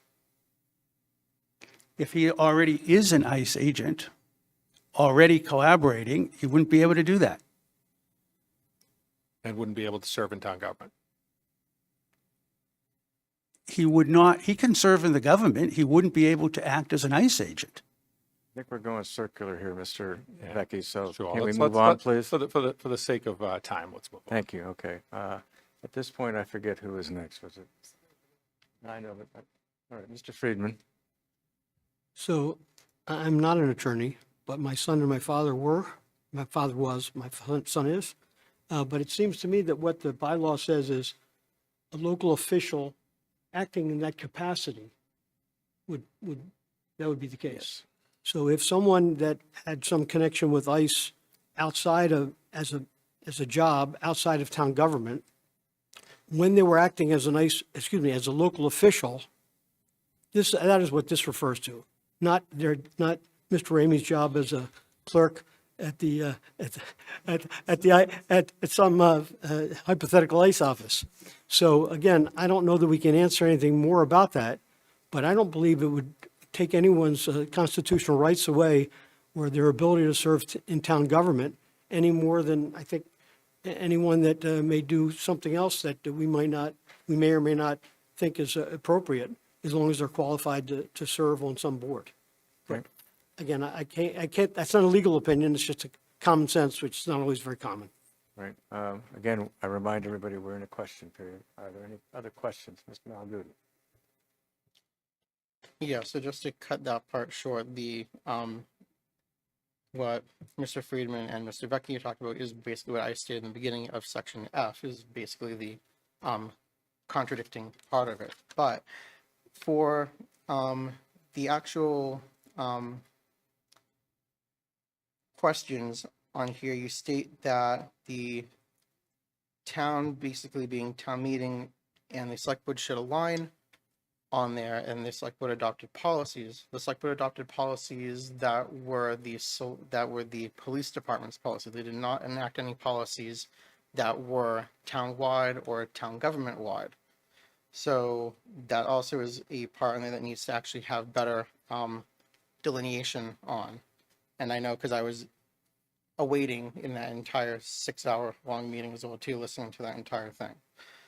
So that is another part of it, but I don't think that the bylaw, in my opinion.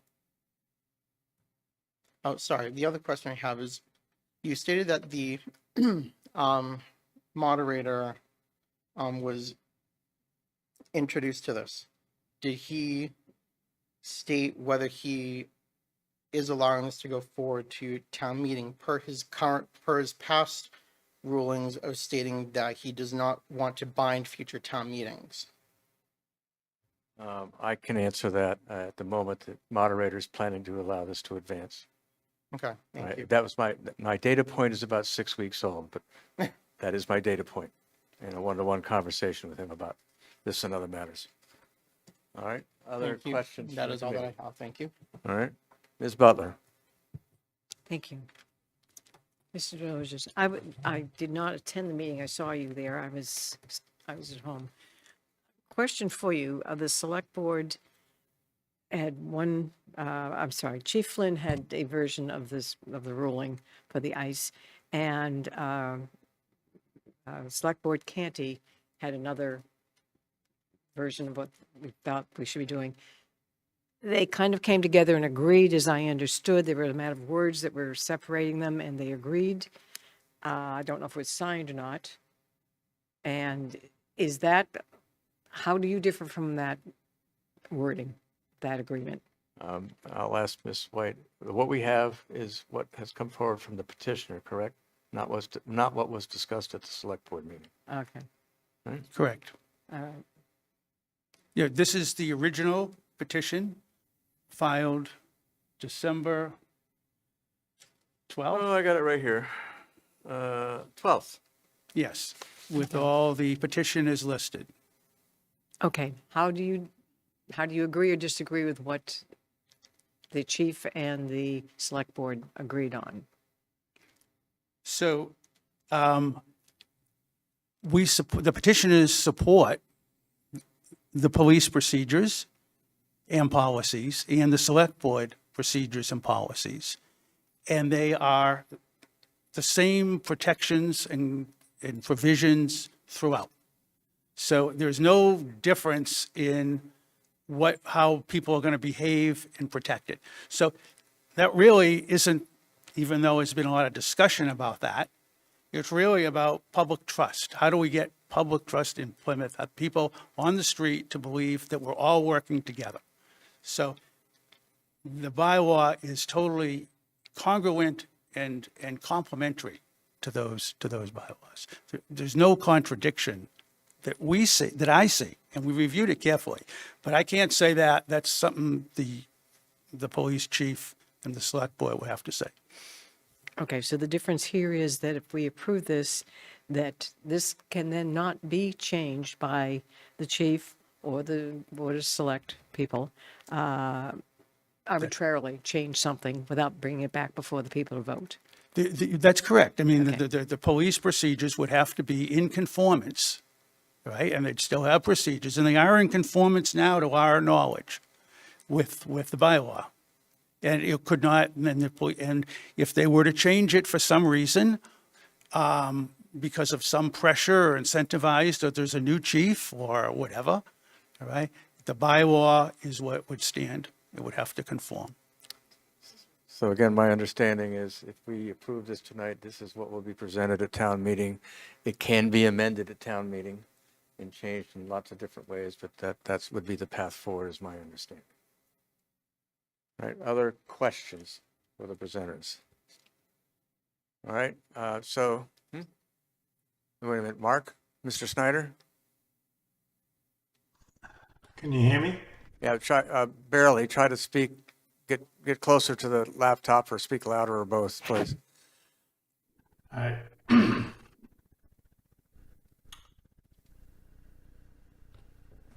just reading things from the web here. Hang on a minute, we're going to see if they can amplify your audio in the room. Just give me, Ms. Butler will tell you when you can talk. Okay.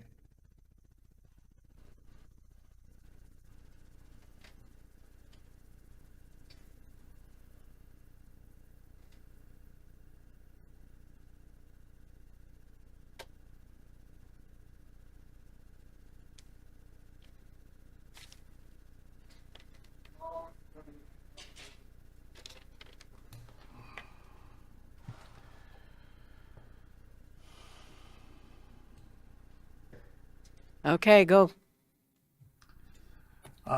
Proponents have said that the bylaw that you're proposing could prevent the identification and removal of foreign-born individuals who have committed and or are charged with serious crimes, including gang activity, violent crime, human smuggling, and sex offenses.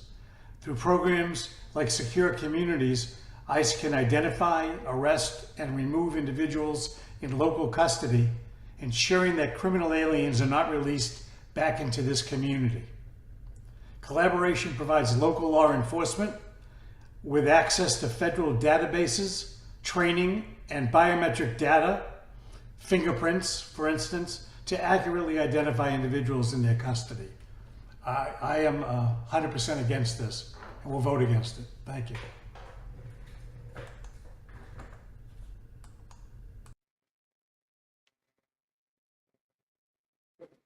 Yeah, so based on that statement, I just want to confirm, so the gentleman was just talking about criminal activities, I believe. Would this prevent Plymouth police officers in Plymouth from cooperating with ICE on criminal activities? Absolutely not. This bylaw does not prohibit from the police, our police, from pursuing all criminal matters in all circumstances. There's no other way I can universally say it, right? It does not prohibit proactive communication, collaborating with ICE. It is very narrow about civil immigration enforcement activity. And it's only when ICE does not have a judicial warrant. There's a very narrow point of what is trying to be enforced. All right, Mr. Snyder, you still have a hand up. Is that an artifact? Okay, thank you. All right, I see no other questions from the committee. And we can now take public comment, which is limited to 5 minutes. And as we move through this, we'll ask if someone else has something new to add, given the red light hour. But first of all, please introduce yourself. My name is Bruna Princeton. And you're where in Plymouth? Princeton, 64 Cherry Street. Thank you. You're welcome. Welcome. I'm 17 years old. I am the daughter of 2 immigrants. My mother came to this country at 15. My father came at 17. For more than 25 years, I have woken up early, paid taxes, contributed to this community. Can you And please yet- bring the mic closer to your mouth? Thank you, course. so we can hear you. We're living in a moment where language has become careless. Immigrants are labeled as aliens, invaders, threats. But language is not harmless. It shapes perception, and perception shapes action. When people are treated as less humans, fear becomes part of a daily life. In January, my father returned to Brazil. Not because he stopped loving his country, but because fear became part of a routine. He will not be at my graduation this year. He will not be there to see all the work and sacrifice he has done. For 4 months, I lived with constant fear. Fear of speaking my native language in public, fear of attracting attention.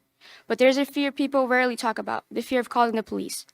In many immigrants' households, before dialing 911, there's a pause, a calculation.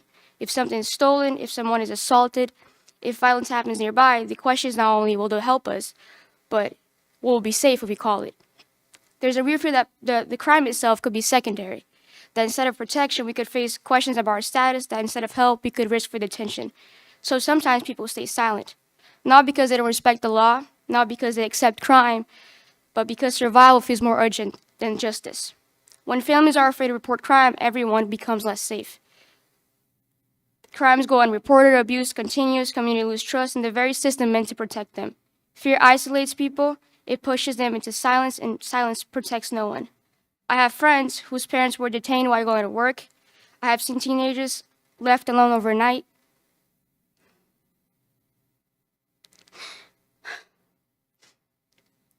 I have watched classmates try to focus in school while...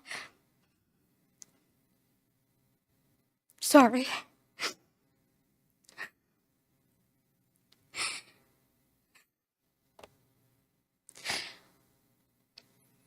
I have classmates try to focus in school while wondering if their family was coming back home. This climate does not just affect undocumented parents, it affects children, it affects neighbor and public safety. My father is a carpenter, and if you walk through Myrtle Beach, South Carolina, he can point to homes that he helped build. Yet his own safety was never guaranteed. This town benefits from immigrants' labor every single day. The hands that build, clean, and cook and care are the same ones that are living in fear right now. I'm not asking for laws to be ignored. I'm not asking for you to change anything. I'm asking you to consider the consequence of policies that create fear so deep that people are afraid to report crime. When people are afraid to call for help, that is not strength, it is not order, it is not safety, it is vulnerability. Fear changes how a family lives. It changes how a 17-year-old moves through the world. My father helped build homes in this country, and tonight I'm asking this community to help build something else, a place where people are not afraid to ask for help or protection. Because the real question is not whether fear exists, because it does. The question is whether we're willing to create a community where calling for help does not feel like a risk. Thank you. Thank you. All right. I see a Mr. Mark Pulcinelli. I hope I can pronounce that right. If you could state your address, sir. Yes, thank you. I'm Mark Pulcinelli, town meeting member from Precinct 1. I appreciate you giving me a moment to speak under public comment. I think honestly, the speaker who went before me articulated very well why this is necessary to codify this into a bylaw. So I'll just take 1 minute to address 2 points. One, there was some discussion amongst the committee about the constitutionality of the bylaw. And I'd just like to point out that the constitutionality of the bylaw is not the jurisdiction of this committee. All of our town meeting articles go to the Attorney General for approval. It's her job to make sure of that, not ours.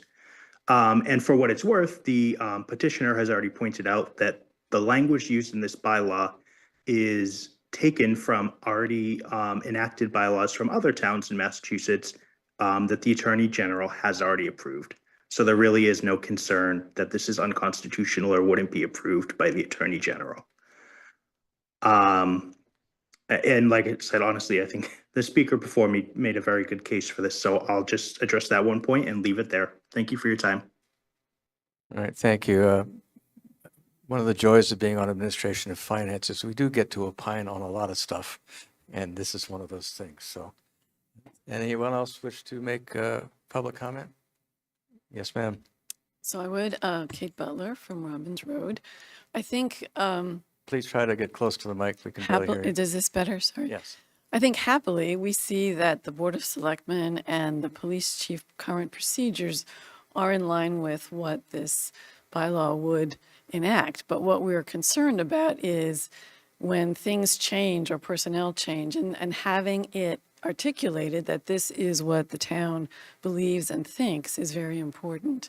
And I think wherever you stand politically, you can look at a place like Minneapolis and you see assumptions and ways of working and things like that sometimes can be kind of surprising in how things evolve. And so we think it's important to protect what the selectmen and the chief currently are doing by making it a bylaw. Thank you. Is there anyone else that wishes to make a public comment? I see no one I'd like to remotely. speak. Hi. Wait a minute. Oh, please, I'm sorry, I didn't see you. Hi, my name's Lori Fitzpatrick. I live on Standish Avenue, and I'm the co-founder of a community organization made up of concerned citizens, social justice groups, local faith communities called Together We Can. We work directly with our Plymouth immigrant neighbors to provide assistance for legal defense, living expenses, and support for local day-to-day activities. We take kids to the library, we go to the doctor's office, we visit families' homes. We're very close to the community. We've witnessed an overwhelming community fear of our neighbors to carry out day-to-day activities like going to work, going to school, conducting business at town hall, and especially alerting the Plymouth police of local crime. Due to the extreme fear of the local police calling ICE, our immigrant neighbors avoid any dealings with Plymouth police at all. And this stifling fear engage with the Plymouth police for fear of their collaboration with ICE makes our town less safe as a whole. I know I myself would not be apt to call the police if I saw somebody that looked like an immigrant engaging in crime for fear that ICE would be called. If Plymouth residents are afraid to report crimes, or suspected crimes even, the incidence of crime will only increase, and our town residents will be in more danger. Therefore, you must vote to recommend the passage of this bylaw to move to town committee on April 11th. This bylaw allows for the unity of the Plymouth Police on immigration enforcement. The select board members vote to pass the bylaw in the civilian democratic process through the representatives at town meeting. This is a unifying bylaw that brings all of these forces together.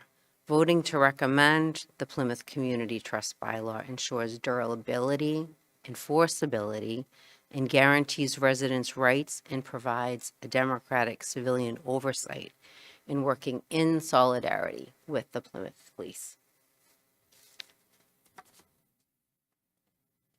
Thank you. Any further public comment? All right. Okay, great. Take your time.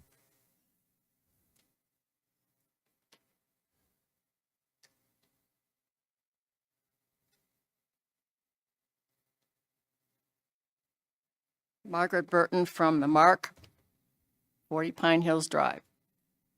I've heard all this testimony, and it seems to me that already we have structures in place that people have agreed on.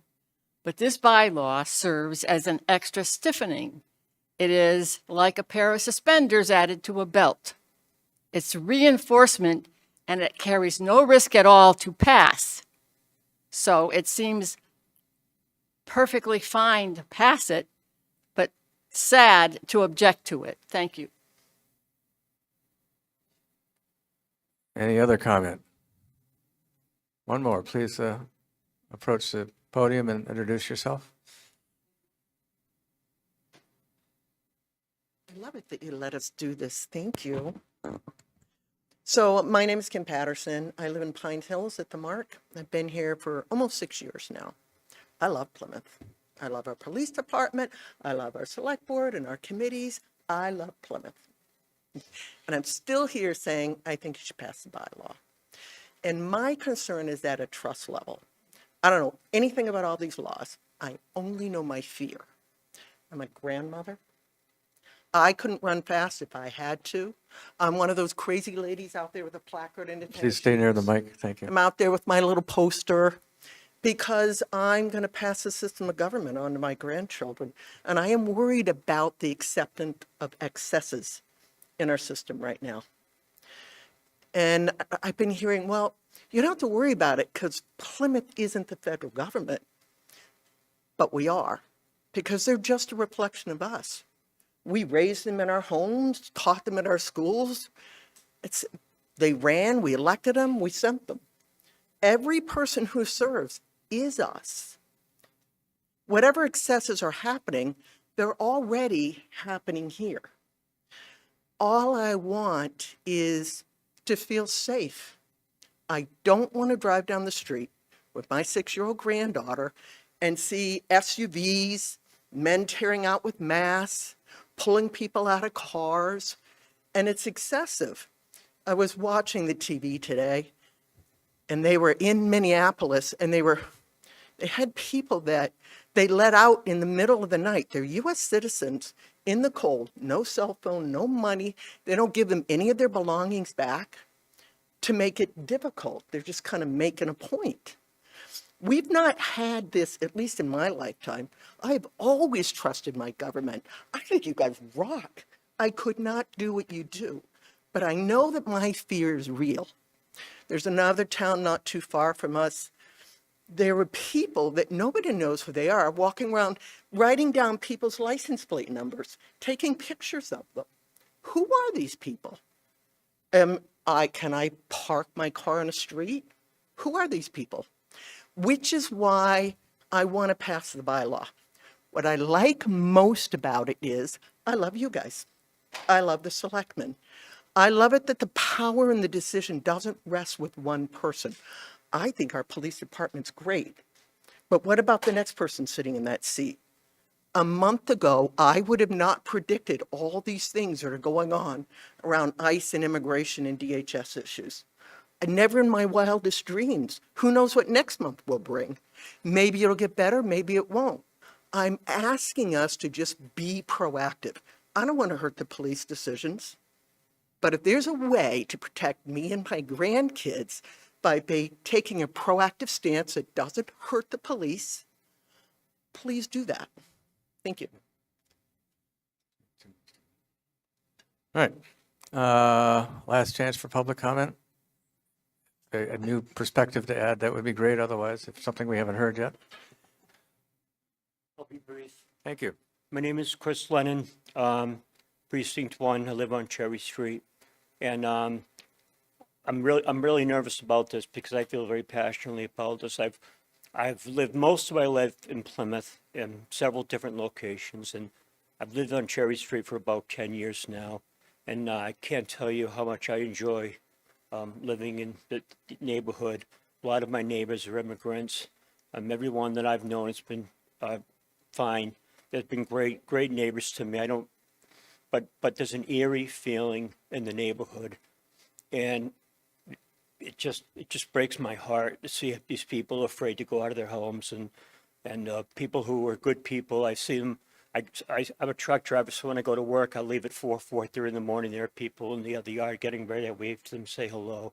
They helped me shovel out this winter a couple of times, and I just want to speak and thank you, Art, and thank you for all you wonderful speakers, and I obviously support the bylaw. Thank you.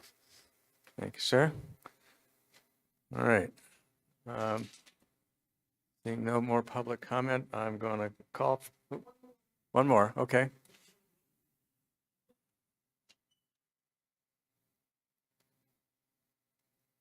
Good evening. I'm Ann Quill. I live in Great Island, here in Plymouth. I'm not the emotional one, I'm the logical one. It seems right to me because it's right that we're not spending our money to do ICE's job. And I think it's right because it does match the police, what they would do anyway, which I'm very happy to realize. And I think it's important that it be permanent and reflect how this community feels. Thank you. Thank you. All right. Seeing no other public comment, either remotely or in the room. Let's see, Ms. Reitman, would you care to make a motion to approve Article 37? Yep. Okay, first from Ms. Reitman. Ms. Richards, would you care to second? I will second that. All right. Discussion among the committee. Mr. Vecchi. And just to clarify, so everybody understands where I'm coming from, I also live on Cherry Street. I have a lot of good friends in the immigrant community. One of my best friends actually came here on temporary protected status and later became a citizen. And I worked at a firm that specialized in immigration. We actually applied to represent immigrants at their bond hearings. However, we weren't selected. My primary opposition to this bylaw is a fiscal one. When I accepted the position on FinCom, my purpose here is to protect the taxpayers of the town of Plymouth. And any sanctuary city language jeopardizes federal funding. The fire chief is attempting to get a safer grant to get federal funding for 10 firefighters. And my opposition to this bylaw revolves around the fact that by adopting any type of sanctuary city language, i.e. the bylaw, we would jeopardize that federal funding and suffer the loss of those 10 firefighters. So what we have in place works. What we have in place isn't causing problems. But by adopting this bylaw, we can jeopardize 10 firefighters. And that's why I'll be voting no. Thank you. All right, Ms. Tompkins. Thank you. First, thank you especially to our first public speaker being so courageous. Thank you for speaking to your experience, especially being only 17 years old. By enacting this bylaw, the highest level of authority in town will be in agreement with the newly adopted select board policy, which is in agreement with the existing police policy. The select board can vote to adopt or repeal its policies at any time, as can the police chief, and these do not require input from legislative body or residents. Being enacted as a town bylaw instead of just a policy would need a vote at town meeting to repeal it, something that takes thoughtful deliberation and debate after months-long process leading up to town meeting day. I'm in support of this bylaw, not because I think the police department is operating a way that they're not supposed to. I support this bylaw because we're a nation of laws and checks and balances. That is all this bylaw is, to solidify the checks and balances on the town's communication and coordination with federal immigration law enforcement, instead of it remaining a policy that is able to be easily changed with little to no oversight. So I'll be voting yes. Thank you. Others on the committee wish to say something? Okay, Mr. Ramey. Yes, so we've heard a lot about how this doesn't actually change anything functional, and I do think it is important to put things in writing that say how we intend to operate and enforce our laws. Um, and, you know, we are separate from the federal government, and if the federal government wants to abuse its power, I think it's important to not be a part of that and not allow our police officers to feel like they could participate in that or be pressured to do that. So I will definitely be voting yes on this. Okay, Mr. Malaguti? All right, Mr. Snyder? And everyone else, turn your mics off, please. So one of the things that I watched was that selectmen's meeting, the 4-hour selectmen's meeting. And I was very impressed with Chief Flynn, who said that he had a policy on this already that seemed to agree with much of what is being said here. And I'm just wondering why we need this. I don't think we do. So I will be voting against it. I think that the policies of the police department stand up and satisfy what we need. Thank you. Thank you, Mr. Snyder. Mr. Malaguti? I know that Mr. Dunn is there, but I think you were next. All right, Mr. Dunn? Thank you, Mr. Chairman. I just mostly want to echo what Mr. Ramey said, and I really appreciate the people from the community coming out. I think this is something that we can do that signals how the town feels and sets town policy. And I think it's important right now with the federal government acting the way that it is to set town policies that limit the way that the town coordinates with that federal government. Thank you. All right, Ms. Keating and then Ms. Richards. Sure. I'm not going to repeat too much because I do agree with everything that Ms. Tompkins said and Mr. Dunn and Mr. Ramey, but I do want to just add or reiterate one of the main points is that the police chief's policy, the select board policy, is not permanent. By passing this bylaw, the need for it is that it codifies it into law so that one person, like a new police chief, cannot change it. So I just want to reiterate that again to Mr. Snyder's point. That is the reason for this. And also just to reiterate, yes, our job is to, protect the taxpayers and do what's best for them. Immigrants in this community are also taxpayers. They are a huge part of the economy in this community, and I don't want to disenfranchise them just as much as I don't want to disenfranchise a hypothetical person. So I just feel the need to say those things too. Ms. Richards? Thank you. And to Ms. Keating, she took the words out of my mouth, although I will add that, yes, this is a bylaw and not a policy. And I would like to thank our young speaker, and that was very touching. And for what our federal government is doing at the moment, this is definitely a necessary step and necessary codification of our policies at the moment. Thank you.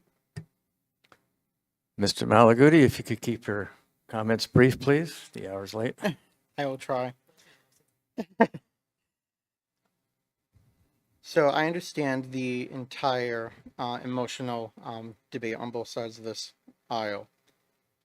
I, like a few in the audience and also a couple of us on FinCom, I am a North Plymouth born and bred lifelong through at least 4 to 5 generations of immigrant families that came over from Italy and Portugal.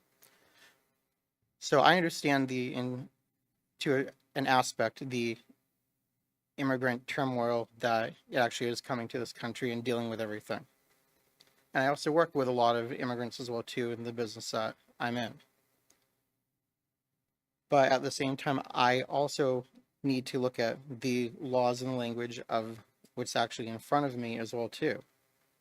And with the ambiguity and the confusion of at least a couple of sections here, it doesn't seem pertinent for me to look at this without scrutinizing it to the highest level. And I don't want to bind the town into litigation that could happen based upon the ambiguity, but also not bind town meeting for any other further changes as has been policy in the past. While I do agree that some of the rollout has been messy for what we're dealing with on a national level, a lot of it too is basically earpieces and sound bites for nationalism and sensationalism as well too. We've had these same policies from prior administrations on the other side of the aisle that has done the exact same things, but not with the metrics and spotlight on it as it is today. So I just want that to be taken as a point. I'm not using that as my basis, but we need to look at it both ways. We can't just be in one tiny bubble isolated from the rest of history on this. So with this as well, to my feelings of the immigration side and also the feelings of how this is actually worded, I cannot support this at this moment. If it needed some changing, then I could probably support it, but I do not think that the language nor the conclusion that the select board enacted a policy which they only enacted for the police department. They have not enacted it townwide as stated in the past. It was brought up at that meeting, but there has been no formalized vote on that at all. So I think that that should be excluded from the actual argument, and that is why I'm voting no on this. Thank you.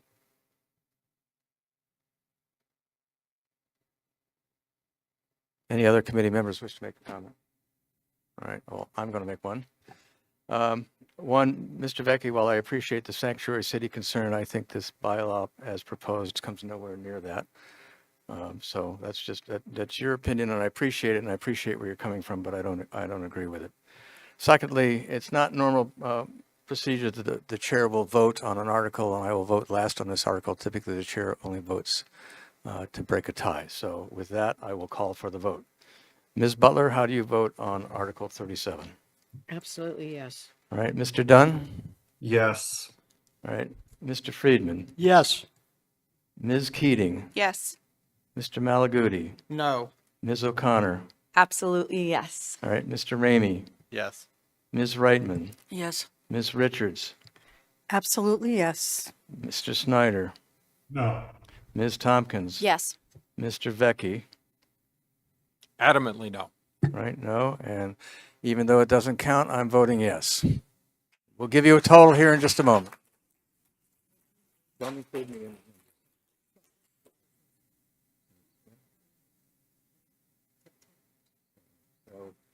My vote doesn't count, as I said, but it's 10 yes, 3 no, and no abstentions. So thank you all for participating in government tonight. Thank you. All right, we could take a brief 5-minute recess, or we could try to push through the minutes. What's everybody's preference? Push through the minutes. Okay, well, that didn't require a roll call vote. Just take a second. No, we're just going to do it. All right. All right, you ready? All right, for the minutes of January 13th, has everyone had a chance to read them? As corrected? Okay. Then with that, Mr. Snyder, would you care to move the minutes of January 13th? So moved, Mr. Chair. All right, and Ms. Tompkins, would you care to second? Second. On the floor? I know, I'm getting there. So Mr. Snyder moves the minutes of January 13th. Ms. Tompkins is a second.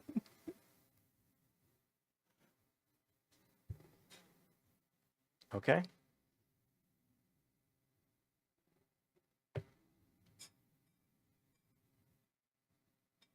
All set?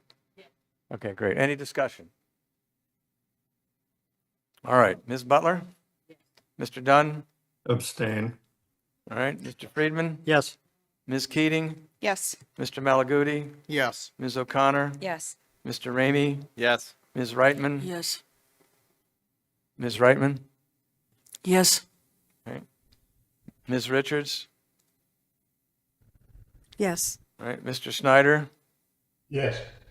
Ms. Tompkins? Yes. Mr. Vecchi? Yes. All right, I think we have one abstention and 11 yes, one abstention, 0 no. All right. We'll take notes here. For the minutes of January 14th, let's see, who am I down to now? Mr. Vecchi, would you care to move the minutes of January 14th? Yes. All right. Ms. Butler, would you care to second? Yes. All right, so Ms. White, we have a motion from Mr. Vecchi for January 14th meetings, a second from Ms. Butler. I'll call for the vote, if that's okay. All right, Ms. Butler. Yeah. Mr. Dunn. Yes. Mr. Friedman. Yes. Ms. Keating. Yes. Mr. Malaguti. Yes. Ms. O'Connor. Yes. Mr. Ramey. Yes. Ms. Reitman. Yes. Ms. Richards.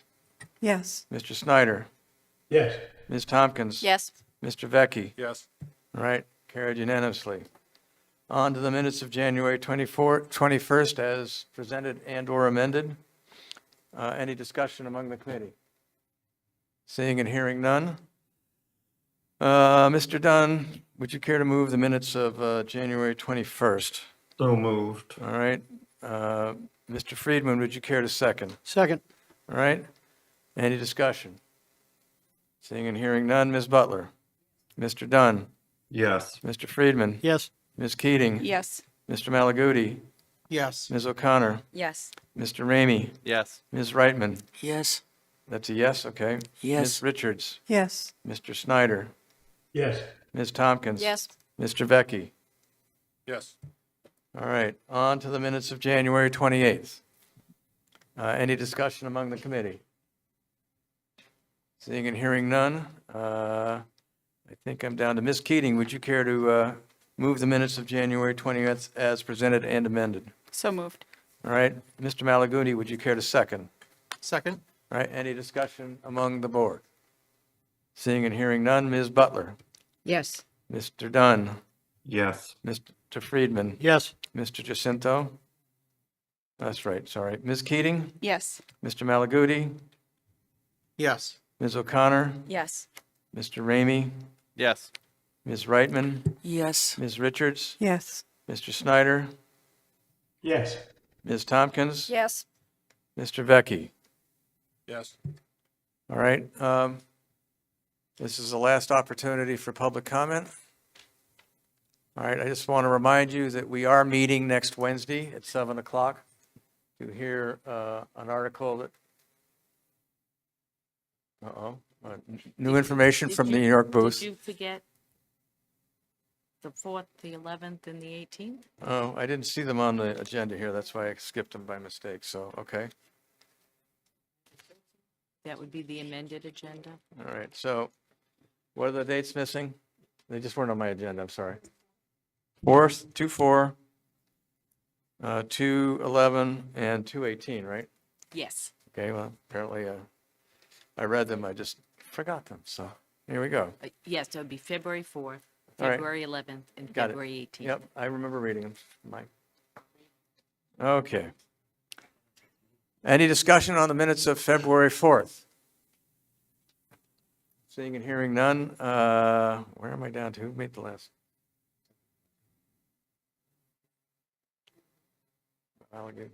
Okay, Ms. O'Connor, would you care to move the minutes of February 4th? So moved. All right, Mr. Ramey, would you care to second? Second. All right, we have a first from Ms. O'Connor, a second from Mr. Ramey. Is there any discussion? Seeing and hearing none. Ms. Butler? Mr. Dunn? Yes. Mr. Friedman? Yes. Ms. Keating? Yes. Mr. Malaguti? Yes. Ms. O'Connor? Yes. Mr. Ramey? Yes. Ms. Reitman? Yes. Ms. Richards? Yes. Mr. Snyder? Yes. Ms. Tompkins? Yes. Mr. Vecchi? Yes. All right, that motion carries unanimously. On the minutes of 2/11, any discussion, questions about 2/11 corrections? All right. Then, Ms. Reitman, would you care to move the minutes for 2/11? Yes. All right, and Ms. Richards, would you care to second? Second. We have first from Ms. Reitman, a second from Ms. Richards. Is there any discussion? Seeing and hearing none. Ms. Butler? Mr. Dunn? Yes. Mr. Friedman? Yes. Ms. Keating? Yes. Mr. Malaguti? Yes. Ms. O'Connor? Yes. Mr. Ramey? Yes. Ms. Reitman? Yes. Ms. Richards? Yes. Mr. Snyder, Yes. Ms. Tompkins, Yes. and Mr. Vecchi. Yes. All right, we have a unanimous vote. Finally, for the minutes of February 18th, any discussion among the committee, questions, comments? Okay. Seeing and hearing none. Mr. Snyder, would you care to move the minutes of February 18th? So moved, Mr. Chairman. All right, and Ms. Tompkins, would you care to second? Second. All right. Any questions, discussion among the board? Seeing and hearing none. Ms. Butler, how do you vote? Yes. Mr. Dunn? Yes. Mr. Friedman? Yes. Ms. Keating? Mr. Malaguti? Yes. Ms. O'Connor? Yes. Mr. Ramey? Yes. Ms. Reitman? Yes. Ms. Richards? Yes. Mr. Snyder? Yes. Ms. Tompkins? Yes. Mr. Vecchi? Yes. All right, I think we've taken care of the minutes, and before we get to our favorite part of the evening, one, I just want to thank all the subcommittee chairs for all the work you did pulling together the meetings. I thought the meeting on the 18th was a very successful one, and again, through this, we're almost through the budget process. I just wanted to share that I appreciate the level of respect and politeness that we all showed each other through some of the more interesting discussions, and it's something I value a lot from committee members here, the diverse opinions. So thank you all. I appreciate it and respect it. And with that, by any chance, Mr. Vecchi, would you care to make a motion to adjourn? All right, and Ms. Butler, would you care to second? Absolutely. All right, we have a first from Mr. Vecchi, a second from Ms. Butler. And I don't suppose there's any discussion, so we'll go right to the roll call. Ms. Butler, how do you vote to adjourn? Yes. Mr. Dunn? Yes. Mr. Friedman? Yes. Ms. Keating? Yes. Mr. Malaguti? Yes. Ms. O'Connor? Yes. Mr. Ramey? Yes. Ms. Reitman? Yes. Ms. Richards? Yes. Mr. Snyder? Yes. Ms. Tompkins? Yes. Mr. Vecchi? Yes. We're adjourned at 17 after 9. Thank you all very much.